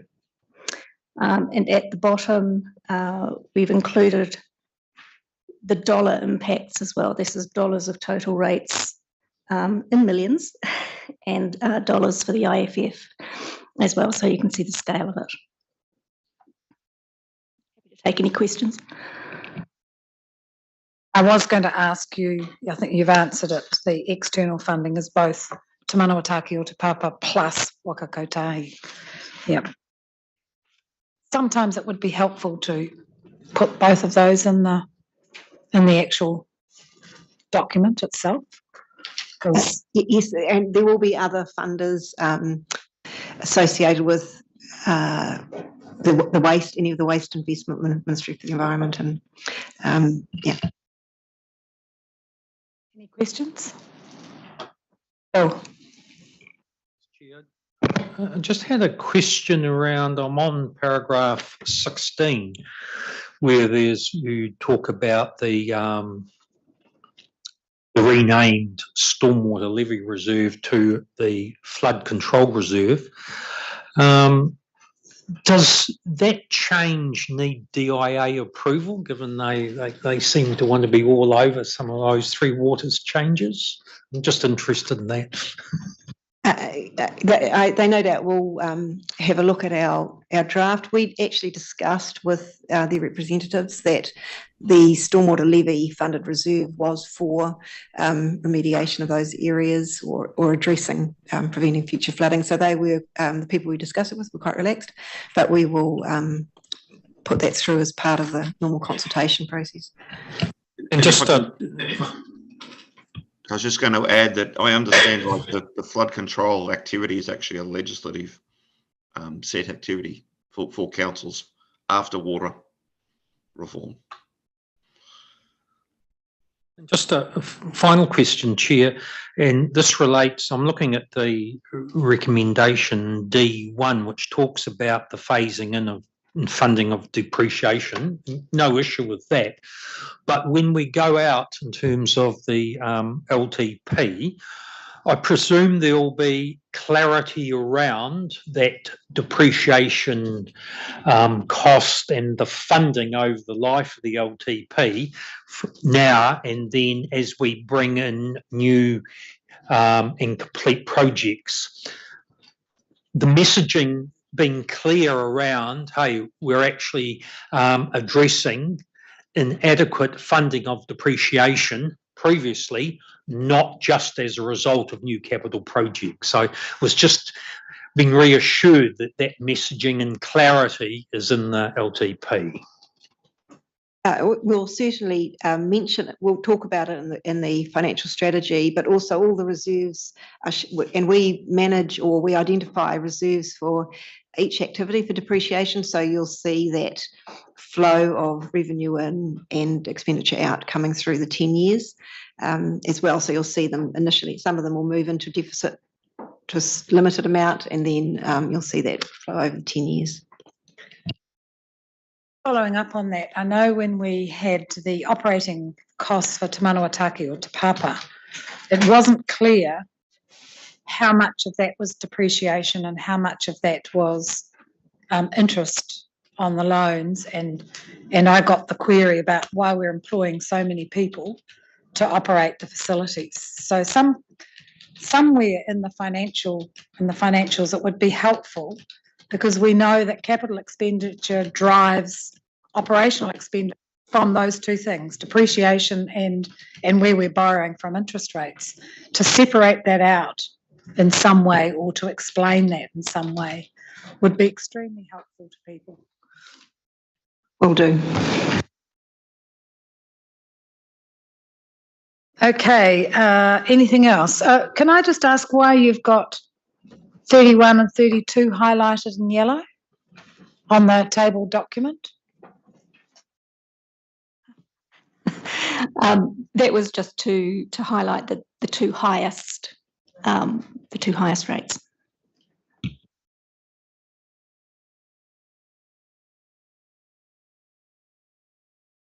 Thank you, Bill.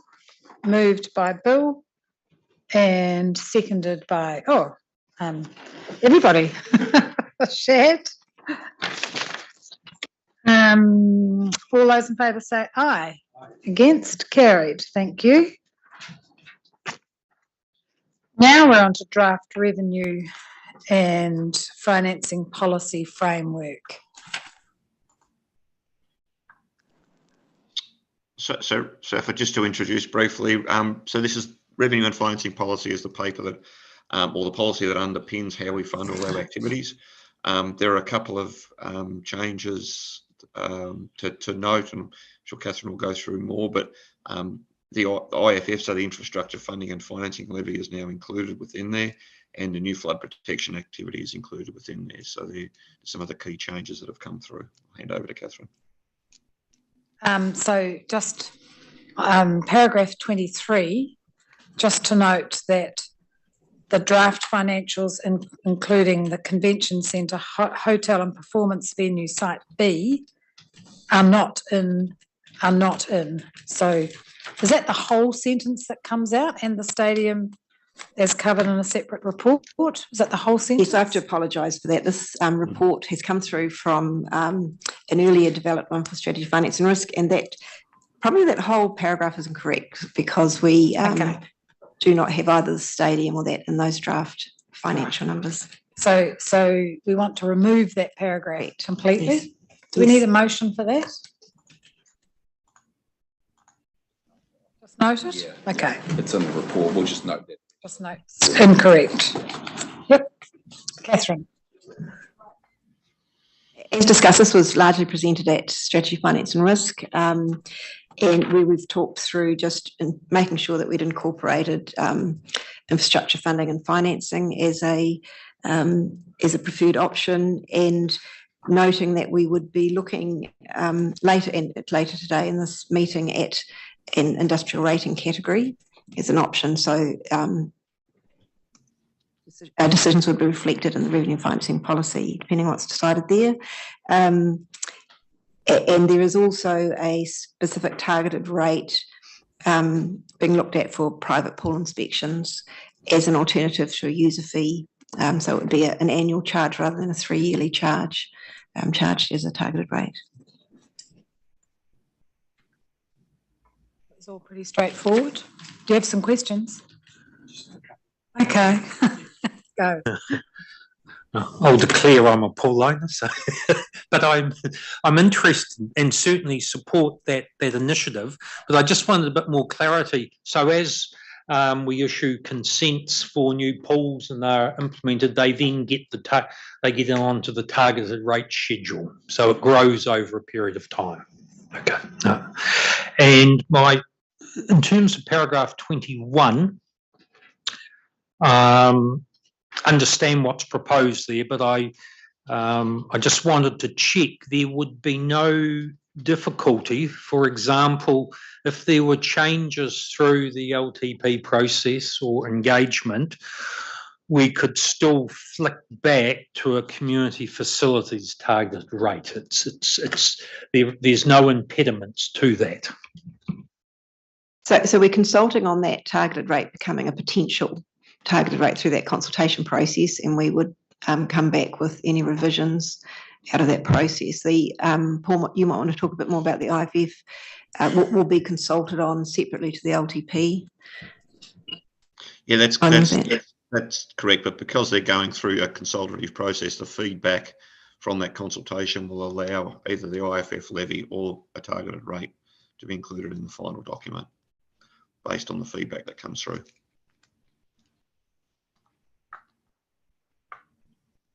Sorry, I just got a couple of questions for clarity. In the policy itself, in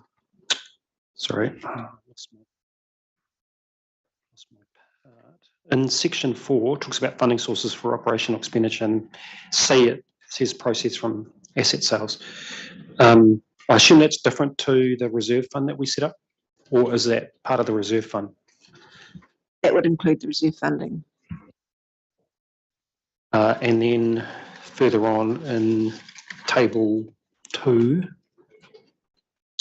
again, in preference to for new capital expenditure, the reserves and the asset sales. The reserves is the asset fund, but the reserves is the reserves fund. I guess you could argue it's covered by both things, but we were at that point thinking about depreciation reserves or other nominated reserves. So yes, I guess that asset realisation reserve, once it grows, would be a funding source, but otherwise you could revert to alternative asset sales, which sometimes happens when you're, for example, you might buy an area of land and then only part of it's needed for a project and the rest of it can be sold on. Okay, cool. Yep, that makes sense. Thank you. Else? Thanks, Stephen. Moved. And Bill seconded. So we're approving the draft revenue and financing policy and funding needs analysis. So the draft policy is subject to legal review. Is that right? So the lawyers have a look over it. Well, it forms part of our rating process, so we just need to make sure check that we followed process correctly. Yep. And comes back to us on the 11th of September for that consultation document. Okay. Everyone happy with that? All those in favour say aye. Against, carried. Thank you. Is that the appropriate moment? Paying a fair share. We're hopeful that there will be someone at the door. So I'm just going to, I'll provide a general overview, and then we have Malcolm, Gibb and Reese here who can answer any questions, but also we'll refer to some of the GMs to cover off the areas where there are significant changes. So user fees and charges are part of our funding suite and part of the story of paying a fair share. And through the revenue and financing policy, we look at who benefits or who contribute and flow into deciding what's the arrangement of user fees. Again, rates means paying. So we have gone through quite a good review across activities, considering how they should be funded through that revenue and financing process. Through the process, have identified areas of potential new user fees, and also some areas where self-funding is quite challenging and where there may be some more significant increases in charges from what people have paid in the past. We've identified, we're sort of working through the set of principles. So paragraph 14 sets out principles in it, and it's worth sort of going through those. So user fees, which is if you're benefiting, let's charge those people. Fair and equitable, consistent across council. So that's something that's been a feature that we maybe charge for some sporting codes, but not others. So we've had a look at that. Reflecting capital investment. So we look at how do we fund a lot of these needed new investments, and there are some opportunities to relate that to who in some way is accessing or using them. So, and also, is there an ability to capture non-ratepayer users in particular? Because sometimes it can be indifferent, which is like the swing pools, but at other times there are outside users that you can pick up through an excess charge. Fees have proven themselves effectively at demand management, helping with demand management. If you pay, you think hard about how much to consume, and also that we should try to reflect the value of the assets and the environment that we're impacting. So on that, I thought if we just, the first set of fees and charges mentioned here are in the regulatory area. So Sarah, would you like to? Just before you do, so I'm interested in your thought process around swimming pools because they're expensive to provide. Why should non-ratepayers not pay more for a community facility? It was an interesting example that you used. No, I was talking about private swimming pools and swimming pool inspections. Oh, that's all right. Yeah. Good. I thought, goodness me, we're heading down a different track. Okay. I think these two regulatory proposals here, the animal services and the building services, just reflect those assessments of costs against what potential deficits we had over the 10 years. So we looked to model what an increase in fees and charges would be in order to balance out that deficit. So you'll see for animal services, that would look like a change to the dog registration fees of $121, an increase of $21 a year. And the building services to increase fees by 5% annually. And you'll see those figures in there. We've got the tables of what that would mean for the different classes of building service fees and how that compares across the country, particularly with metros. That those are the modelled figures in order to bring that deficit right down. Just noting that for animal services, those dog registration fees are pretty consistent with other councils around us, but building service fees come out a little bit higher. I want to make sure that we were delivering in our building services on time.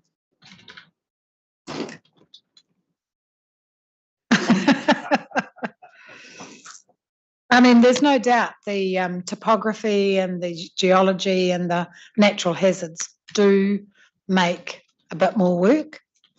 So I'm presuming that we can justify that. But, yeah, we want to make sure that we were not at 68% of timeliness. I'm just looking at the dog services. I quite like the 90%, 10% split between direct user charges and the public good element. The question I had was we've which I support in terms of the fees, but we've kind of got out of sync, I suppose, a little bit with Western Bay. And given we're kind of in the same patch, is there an opportunity to encourage them to align their fees with ours? You know, I mean, yeah, I mean, just cross the boundary kind of thing. Yeah, it was just a comment. We do have conversations with them regularly, and it's important to remember that that's the current registration fee, and we're not. They may be looking to increase it as well. Their dog registration covers a much smaller dog kind of pool, so a lot of their animal control services are rural with, you know, horses and all of those kinds of things, which have to be rated differently than us. So it's not quite the same mix as other metros, but we are working with them to make sure that we don't cause a problem for them as well. Question, Sarah, you made the observation that in animal services, probably over a long period of time, 10 years, it hasn't kept pace. What drove that? Was that deliberative decisions to keep fees down and therefore that growing deficit in animal control?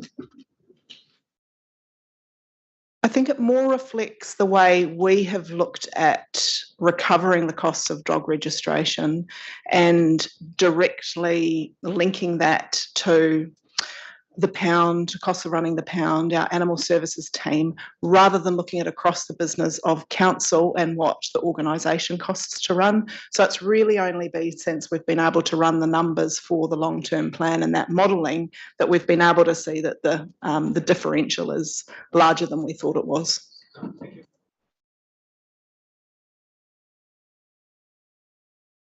Right, so the next section is relating to parking. So Nick's not here at the moment, but Reese is here to kind of give a high level summary. We will note that the main parking report is coming to the 4th of September council meeting. That will enable you to consider some of the issues raised in here, but Reese has included an outline in here. So would you like to? All good. I've got my fallout shelter prepared and I'm ready to escape the area. Basically, we just need to make sure that parking is applied throughout the city fair and equitably. We set up the parking strategy in 2021.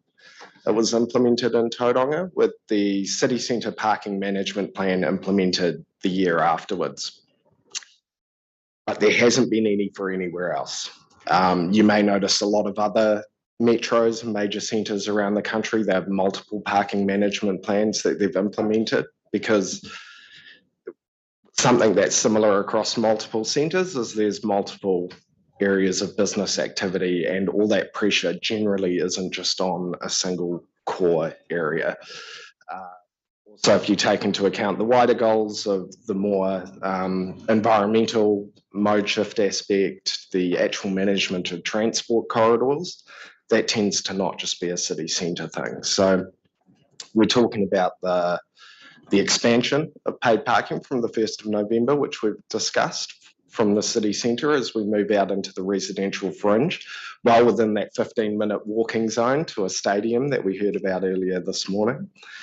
And then we've got the potential future for looking at the parking management plan for Mount Maunganui. So shock and gasp, everybody, that's the moment. But it's coming. We have to acknowledge the fact that all the same stresses that encouraged, decades ago, paid parking was first introduced into Tauranga city centre when it was much smaller than the Mount is now. We have to acknowledge that all those same pressures are there. And at some stage, we're going to have the discussion about it and that'll come through. There's also, we're going to discuss about the 50%, by the way. Going to have to now. Brendan and Nick Jays. Cool. Doesn't matter. All good. Okay. Proceed. Okay, so first of all, if we look at the centre city, and we've agreed to stage that, I think the message that we gave you loud and clear is around utilisation. We want to be sure that the parking spaces are being utilised well, but we also want to be sure that there is parking for workers, and I guess the same applies to the Mount. So when you come back to us with a proposal, first of all, we thought we were talking about summer congestion versus winter, so it'd be interesting to see some difference between the two. And secondly, I'm not sure. I'm not personally sure of what provision there is for worker parking in the Mount. So on the one hand, we want to be sure that those stresses of turnover are happening. Agreed, and we've had some commentary from some of the people who are affected. But we also have to accept that in the centre city that there will be people who are coming into work each day. So what provision are we making for that, so that there is an alternative?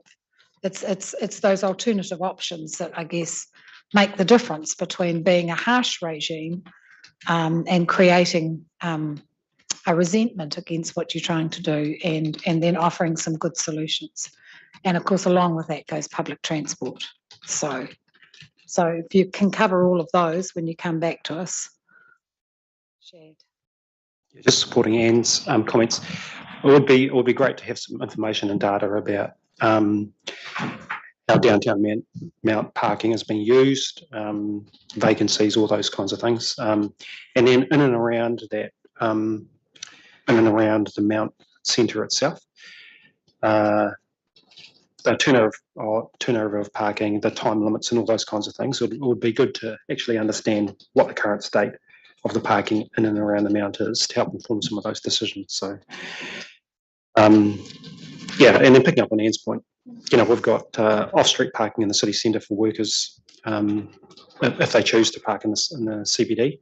But I can't think of off-street parking, maybe a couple of places in the Mount that provide those opportunities for workers. So we do need to be mindful of that. And then I think how we step this through with the community, I think, is also really important.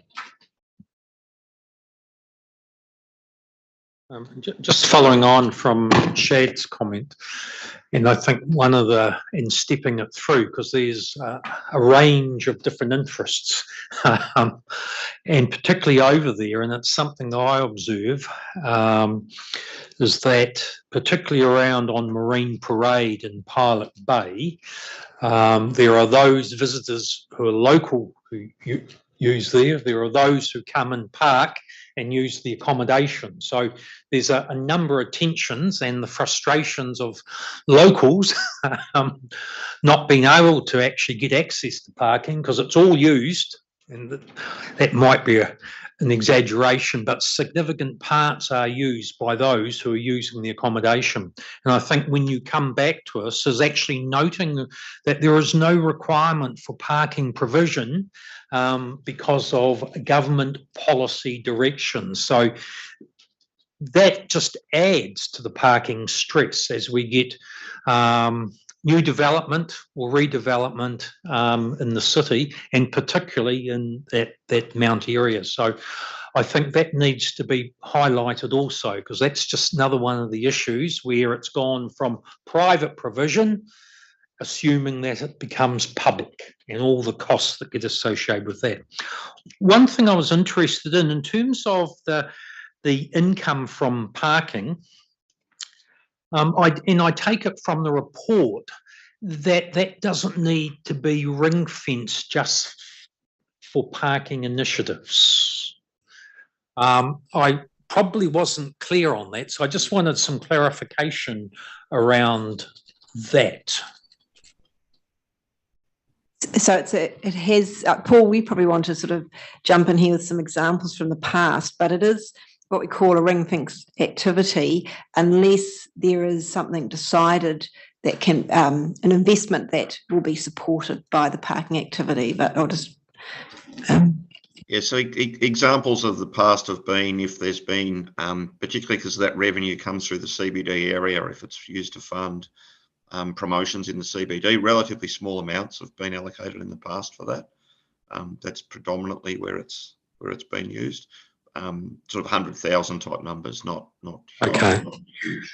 I suppose it was paragraph 43 in the report that in terms of surplus has been for a much wider than anything parking related. So that's what sort of piqued my interest in raising the question.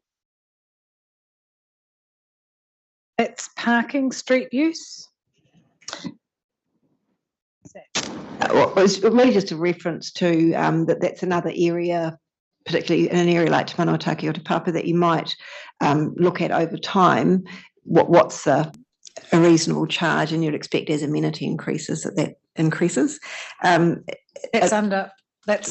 That's under review now, isn't it? Yes, yes. Yeah, So licensed to occupy. Yeah. Particularly that paragraph 43 was referring that if charging was to come into the Mount, as what amenity can that fund within that particular area as well? Because traditionally we haven't used money, because the parking money has largely been collected within the CBD. We haven't used it broader than the CBD area. So that's what that was referring to. Right. So you could actually make a decision that any excess funds from parking fees in the Mount would be used in the Mount. That's right. Yeah, yeah. Okay. I don't know that will satisfy some of the people who are going to be talking to us in the next few days, but however. Okay, Community Services, Spaces and Places, Barbara. Yes, certainly. So a few months ago, we instigated a review of all of the community services fees and charges, and you'll see in the report there's quite a few of them. So a lot of them are fairly straightforward, and we've seen increases over time. But I guess the unsort of spoken culture, it's been a CPI increase. So what I've asked the team to do is actually go through their specific fees and in the manual and just understand whether or not it's covering the cost of providing the service, whether or not it meets our revenue and financing policy, and then to do a benchmark. And I think Commissioner Stephen, certainly that doesn't mean we'll pull it down because we might be more expensive, but we'll be able to acknowledge and identify those situations. So they will come, the majority of those will come through on the 11th of September and are fairly straightforward. What we have in this report is the ones that are more complex, the ones that we haven't charged for, the opportunities that we need to pick up, and I guess the ones that we need some direction from you for. Some of in the report we talk about overtime in some of the paragraphs, and that really links back to the fact that we are contractually we have contractual arrangements with some of our customers, so that we won't be able to increase those over time. The thing that we're really looking at is to deliver on the principles, as Catherine mentioned before. I know it's been a very clear direction from yourselves that to look at user pays, try to be consistent, but also in a lot of cases here we need to reflect the capital investment. And I think the historic village and the holiday park are two of those that we've invested quite heavily in, and we have future plans to invest going in through the LTP.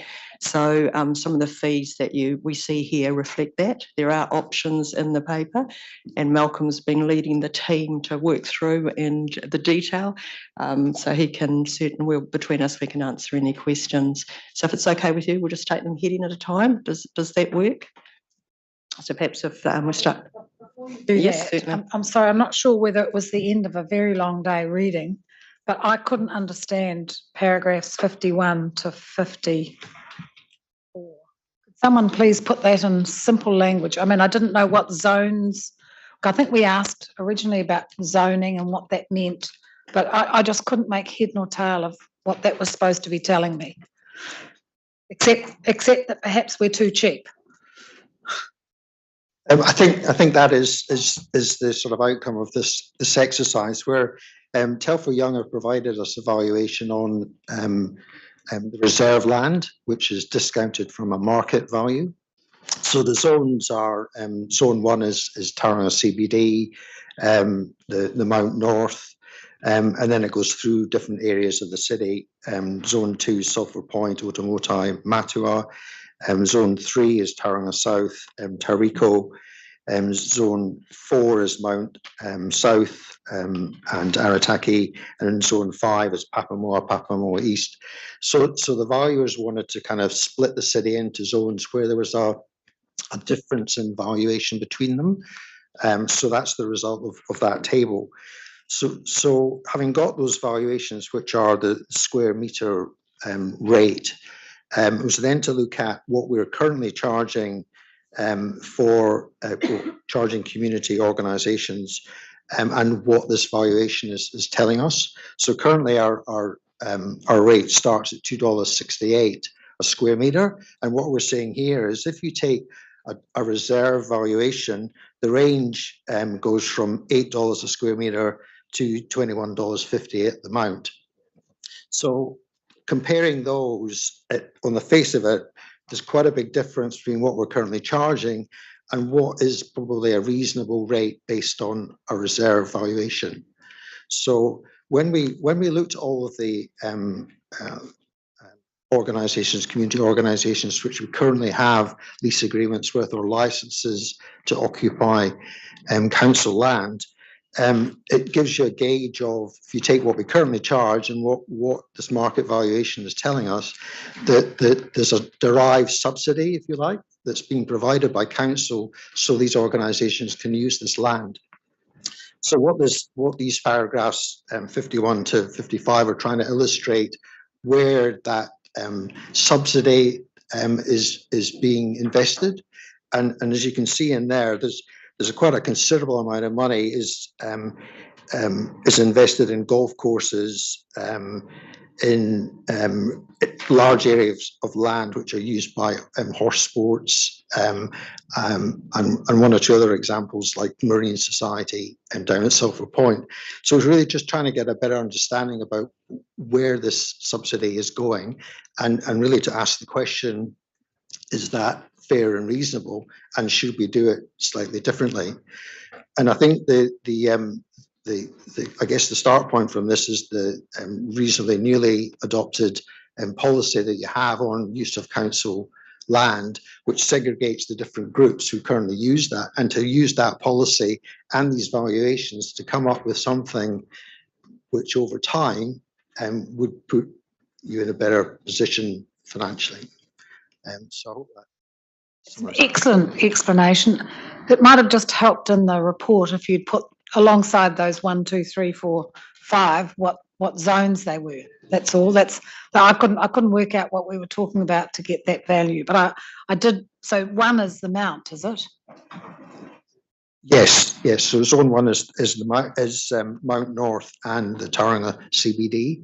So obviously they come out pretty high compared with the other zones.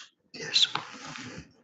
Well, just on that same theme, Chair, I probably just wanted to be reassured that given we are taking an integrated approach, and if I use active reserves and all of that as an example, that we're not treating them in a silo, that there's domain and there's activity somewhere else, that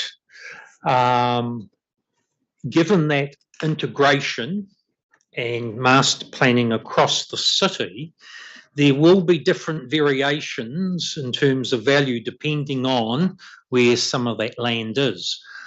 As long as we're taking care that and recognising that that's a deliberate approach by the council, and where we end up with some of these activities is in the interests of the city wide as opposed to a particular area.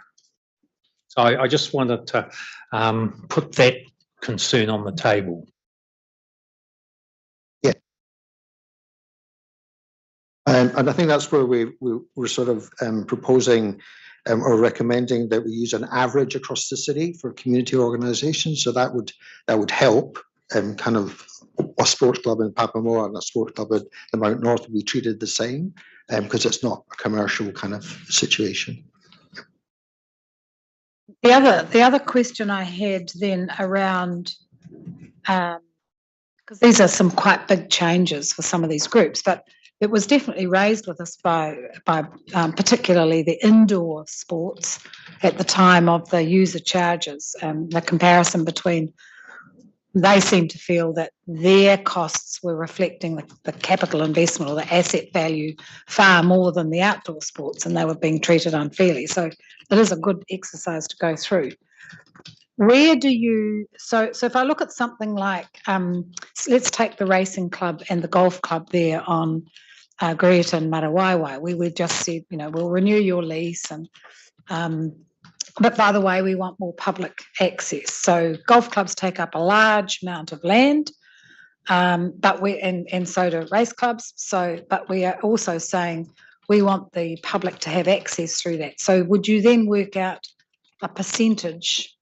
Or I'm assuming you would work out a percentage of that's the public benefit, again, like your animal services versus the individual benefit.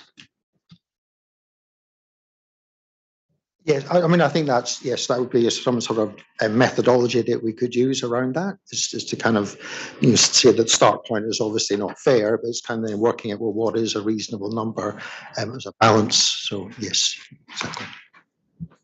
To add to that, one of the objectives is to have fees that are easy for staff. It's very clear. But when you bring up examples like that, there is going to be many bespoke situations that we will have to have a methodology that we work through to come up with a fair rate and potentially increase over a period of time.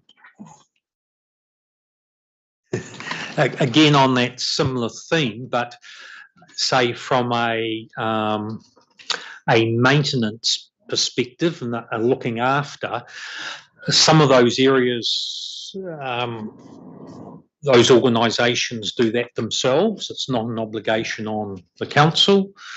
We went to the Marina Society, for example. They do a lot of work, which they fund themselves. So I presume that recognition is, again, all part of that discussion and those bespoke discussions and negotiations with that range of organisations.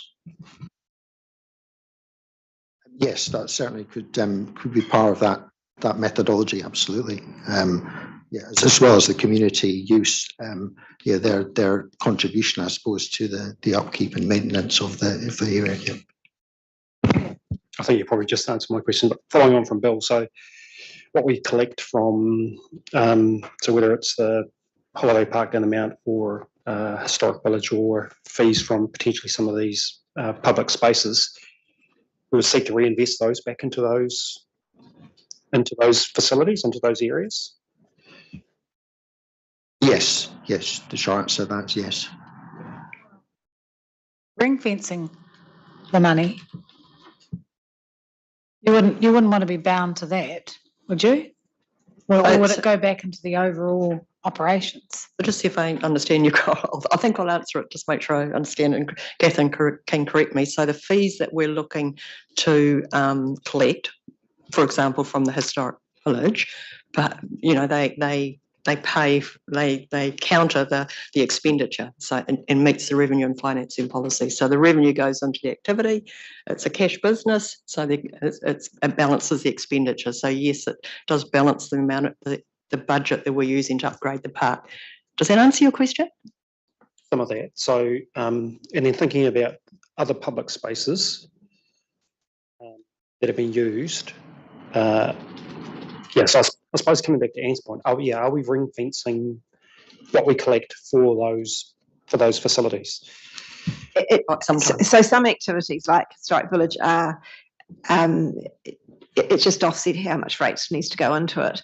The active reserves and other reserves sit inside Spaces and Places activity, which is largely rate funded, and that would just simply reduce the amount of rates you needed to collect. They wouldn't be ring fenced. What I was trying to get to, it doesn't limit. So if you get it off that park, it has to go back into that park. Yeah, it goes into the general. Yeah. Anything else? Do you want to? Stephen, sorry. Yeah, thank you. I think we're at the end of the conversation about the specific recommendations. I wanted to talk in terms of the overarching kind of thrust of the recommendations, which I fully support, and I'm happy to move them.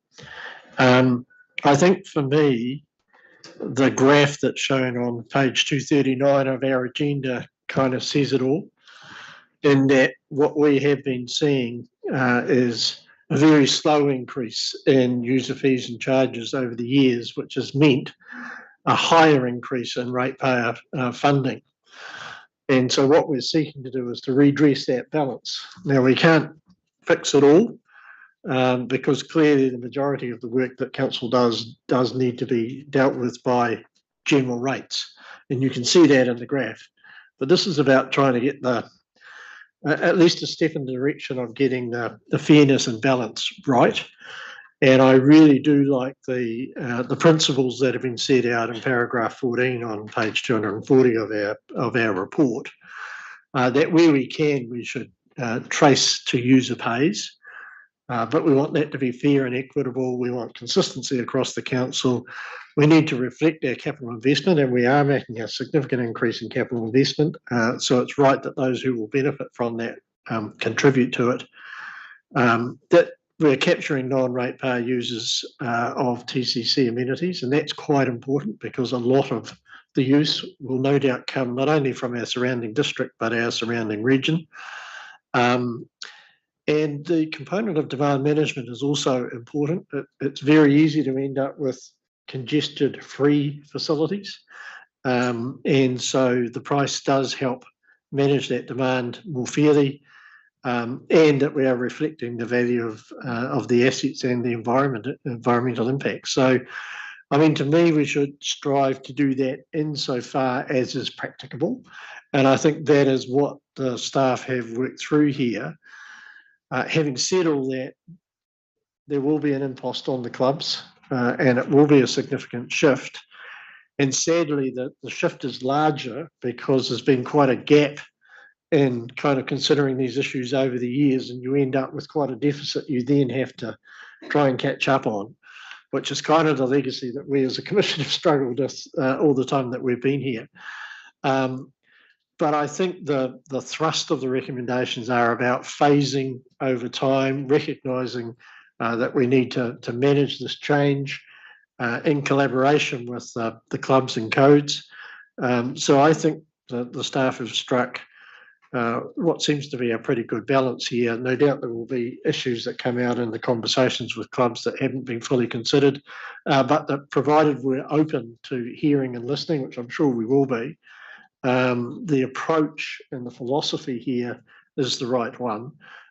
So on that basis, Chair, I'm very happy to support the recommendations. Before you do that, I must confess I'm having real difficulty matching the report with the recommendations, clearly. So we've just talked about parking, but there's no recommendation. I see. Well, there is under D. Okay, so then where is the option? Where is the adoption of the citywide?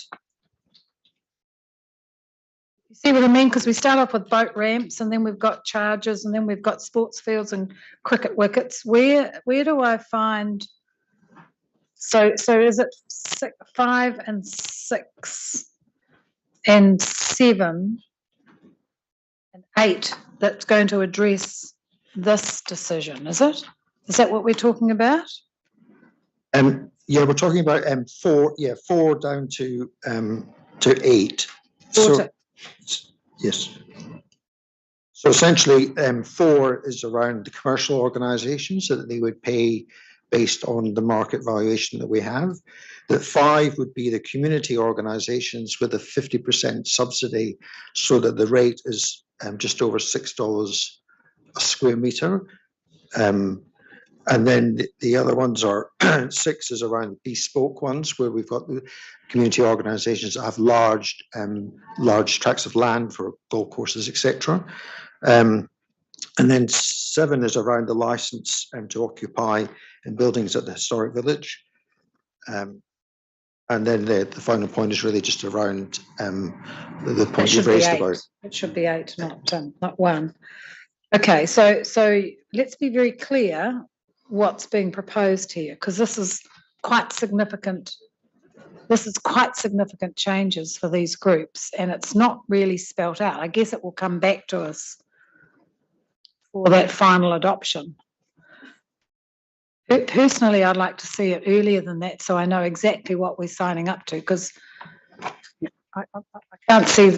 I can see some of the costs, but not all of them. I'm just a bit nervous at doing it blind, I guess. I'd support that, Chair, because the devil will be in the detail and what the implications are, and I don't really have that sense at the present time. Yeah, so maybe, Stephen, because we haven't finished, because we haven't talked about sports fields or boat ramps or etc. I don't think there's going to be too much trouble about that, but I do think we need to see what this looks like if we adopt this philosophy before it just gets put in the draft consultation document. Chief Executive. Yes, perhaps over the next week we can build that picture up for you and then seek guidance to include it or otherwise, or adjust it for the paper that comes to you on the 11th. Do you want to make a comment?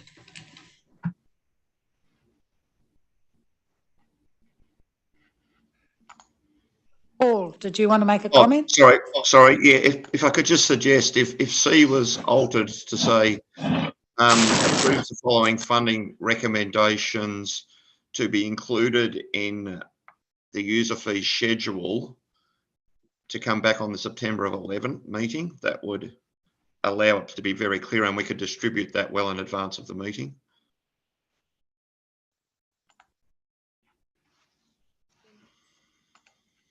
Approves the following specific funding recommendations to be included in the user fees schedule. Yeah. For adoption For the draft. at the subsequent council meeting. Okay. Yeah. And then you'd have all the detail. Then you have all the detail because I'm having trouble, I was having trouble sort of understanding and following it all through. And I'd really like to see what it looks like before I sign it off. Particularly around those sports clubs and the effect on both golf clubs and race clubs. And to do so, we can take this as a general direction and bring the detail back to you to ensure that you're happy with where we land. That would be helpful. So then we get on to boat ramps. I think is perfectly fine. Is anyone declaring a conflict of interest? Sitting around the table, not looking at anyone? No, I don't think so. West End Beach works just fine. I think, but I think it is good to give our locals that $200 per annum. Okay, and then cemetery and crematorium. Was that in the? Was that said? Is there a recommendation on that?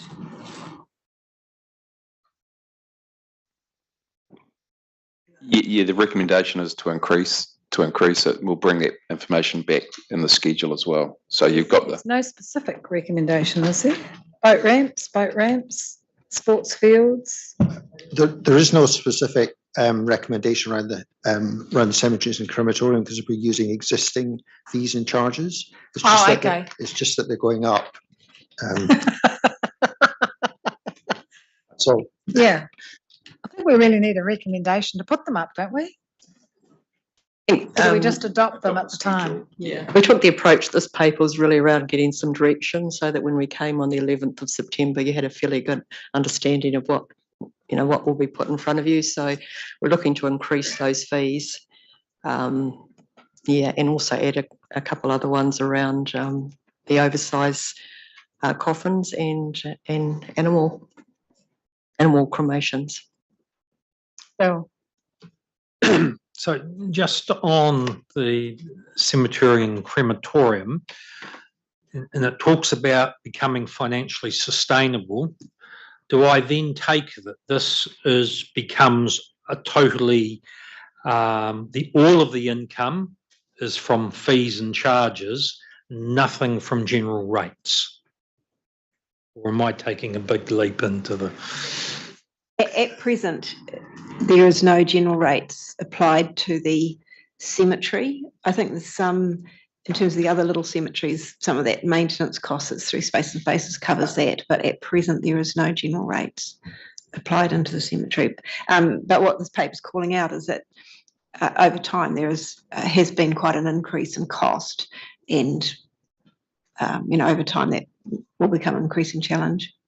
I'm not complaining about the increase in fees, but I think it's just an activity where the fees and charges should pay for the delivery without general ratepayer input. Plus, there's considerable capital and investment going in to keep it up to date. Yeah. Okay. All right. So with that inclusion in C, Stephen's moving A, B, C 1 to 8, and D. So 4th of September, we're going to be looking at parking. And we've indicated some direction there, what we want to see. So is anyone prepared to second that? Bill? And so once they've worked through some detail, you'll get that to us sooner rather than later. Okay. Any further questions? Probably just a comment, Chair, in terms of paragraphs 118 and 119, talking about the community tenants. And that's why I'm interested in terms of what that looks like on the ground, because at the end of the day, we've also got to balance, not just in terms of the income, but addressing those needs and in terms for this community. So it's not all about how much we can charge, but what's in the best interest overall in terms of the Tauranga City community. So that's the perspective I'll certainly be coming from when we look at the detail. Yeah, and I guess that's where that if you take something like the men's shed, for instance, and we've spent a lot of money on the men's shed. So there is a beneficial, those people that occupy it and use it certainly benefit from it, but there is a wider public benefit of those men having something to do so they don't drive their wives crazy. And that's, and so how do you balance that and recognise that in the charging? And so what's the ratepayers' investment in the four well-beings and what's the percentage of benefit?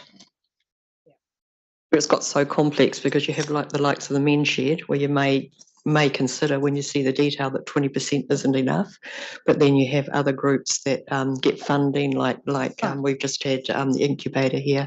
So there's just so many different groups of people that are in places like the historic village that it gets very complex. So when you see that detail, hopefully we've got it nailed. Oh, excuse the pun. Okay. All right. Well, let's have a look at the detail and then we can talk about whether we need some extra methodology. Okay. All those in favour say aye. Against carried. And that brings us finally to industrial rates. So if I can just introduce this paper. So picking up from the resolution out of strategy, finance and risk, there's a new industrial rating category suggested. In terms of the transition to it, the recommendation is now to move to a 2.7 category in the first year of the long-term plan for industrial rates. That's still very comparable to other local authorities when we look at their commercial rate, and our commercial rate still would be right at the low end if you average it out. But given the amount of small and medium-sized enterprises that are impacted by the commercial, is to look to do any move from that from year 2 onwards.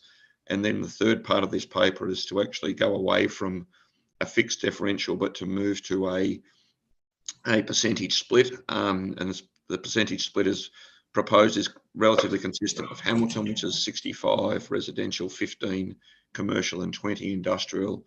And the advantage of that approach would be that each time we do or have a general revaluation, we can still work within these percentages, as opposed to the amount of money collected from each sector moves quite a lot, or may move quite a lot if the valuation moves. So that is again a consistent approach as how Hamilton does it. So I'll pass over to the team. We'll take any questions. Thanks, Paul. Just a note that there is a change to recommendation B, just to make sure that the language is right. So it would read, approves the recommendation from the Strategy, Finance and Risk Committee to propose the introduction of a new rating category. So it just keeps the language right for the long-term plan draft as a suggestion. Hand over to you, Catherine and Jim and Malcolm.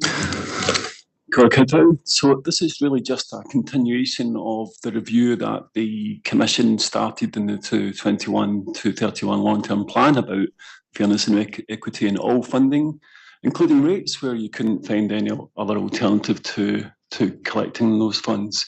And this particular question is about whether it was appropriate to continue with a single commercial rating category or whether to split it into industrial and commercial categories. The Strategy, Finance and Risk Committee, having reviewed the information that we've got from Philip's report, PG Associates, referred the recommendation to full council.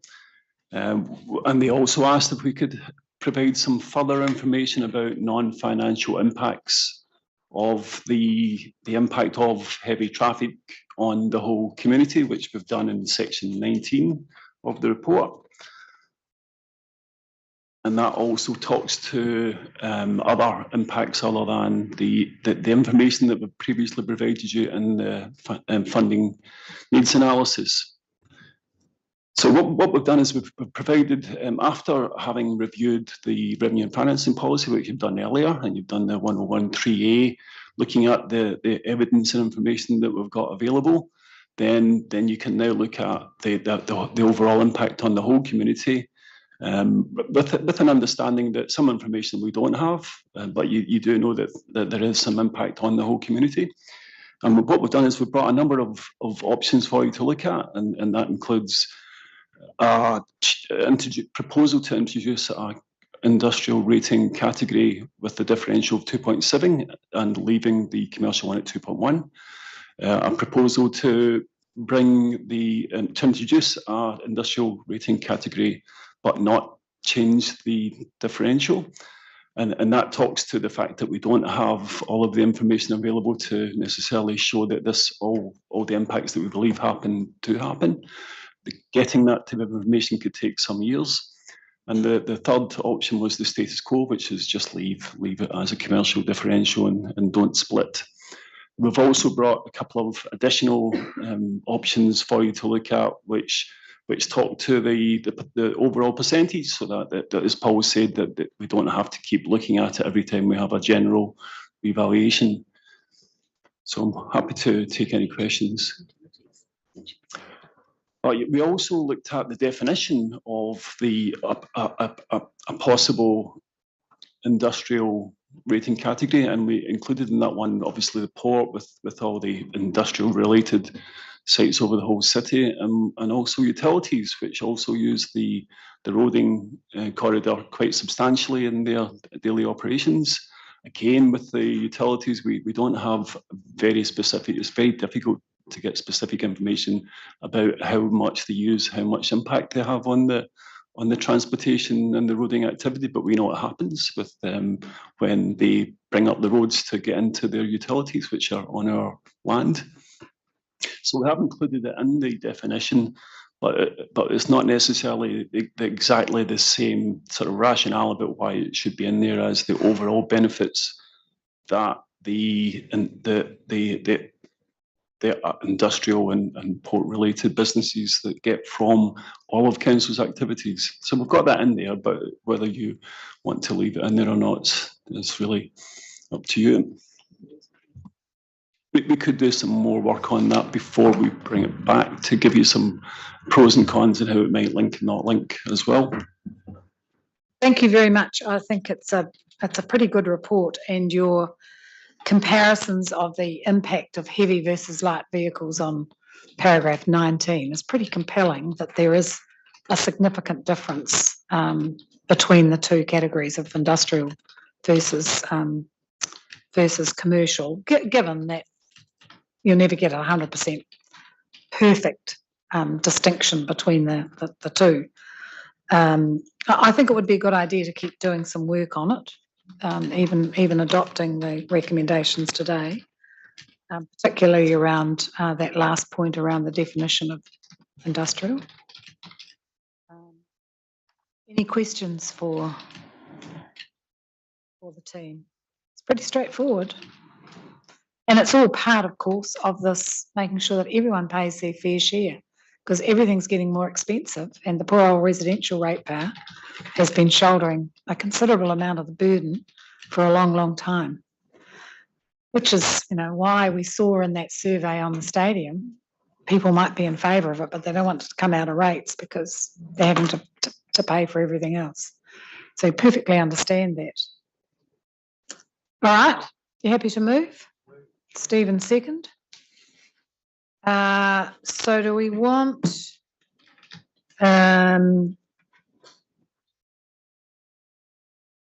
Is to consult. We've got that changed to the recommendation. Do you want another one in there to keep doing further work, or is that just noted? It is noted, but it would be helpful to have it in there so that we can keep on reviewing it. Even should you decide that the setting a percentage is a good idea, we would still want to review that in the future to make sure that that percentage is appropriate. Right, okay, so how do we word that? We need a G.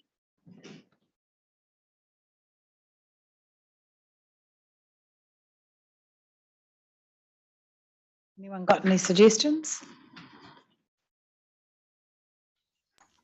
Or just something along the lines of agree, staff continue further work on the appropriate definition of industrial category and the split of. Identifying. Yeah. Definition of industrial category. Yeah, and the appropriate share of rates to be paid by each category over time. Paul's got a better idea, Paul. No, that's fine. I don't think we need the resolution because we would do it anyway. Yeah. If the resolution is there, I think what Catherine's proposed and Jim has proposed is good. You happy with that amendment? You're happy with that amendment? I think we'll keep it in there. All right, okay. Any further discussion or questions?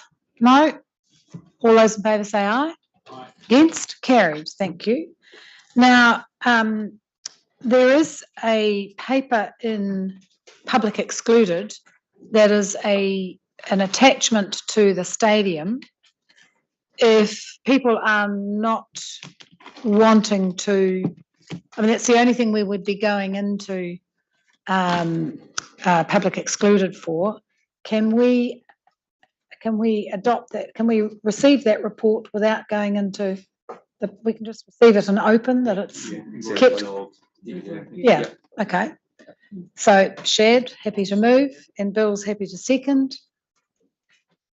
Receive the report and keep it confidential for the reasons outlined in the agenda. All those in favour say aye. Aye. Against? Carried. And that, can we ask you to close with a karakia for us, please? But earlier than I expected. Tēnā mo tātou, kia koe rā Anne, tātou katoa ko huitahi nei. I ngā āhuatanga, ngā kōrero tia nei e tātou I tēnei ata. Nō reira tēnā koutou, tēnā tātou katoa. Nō reira, kia nui tātou.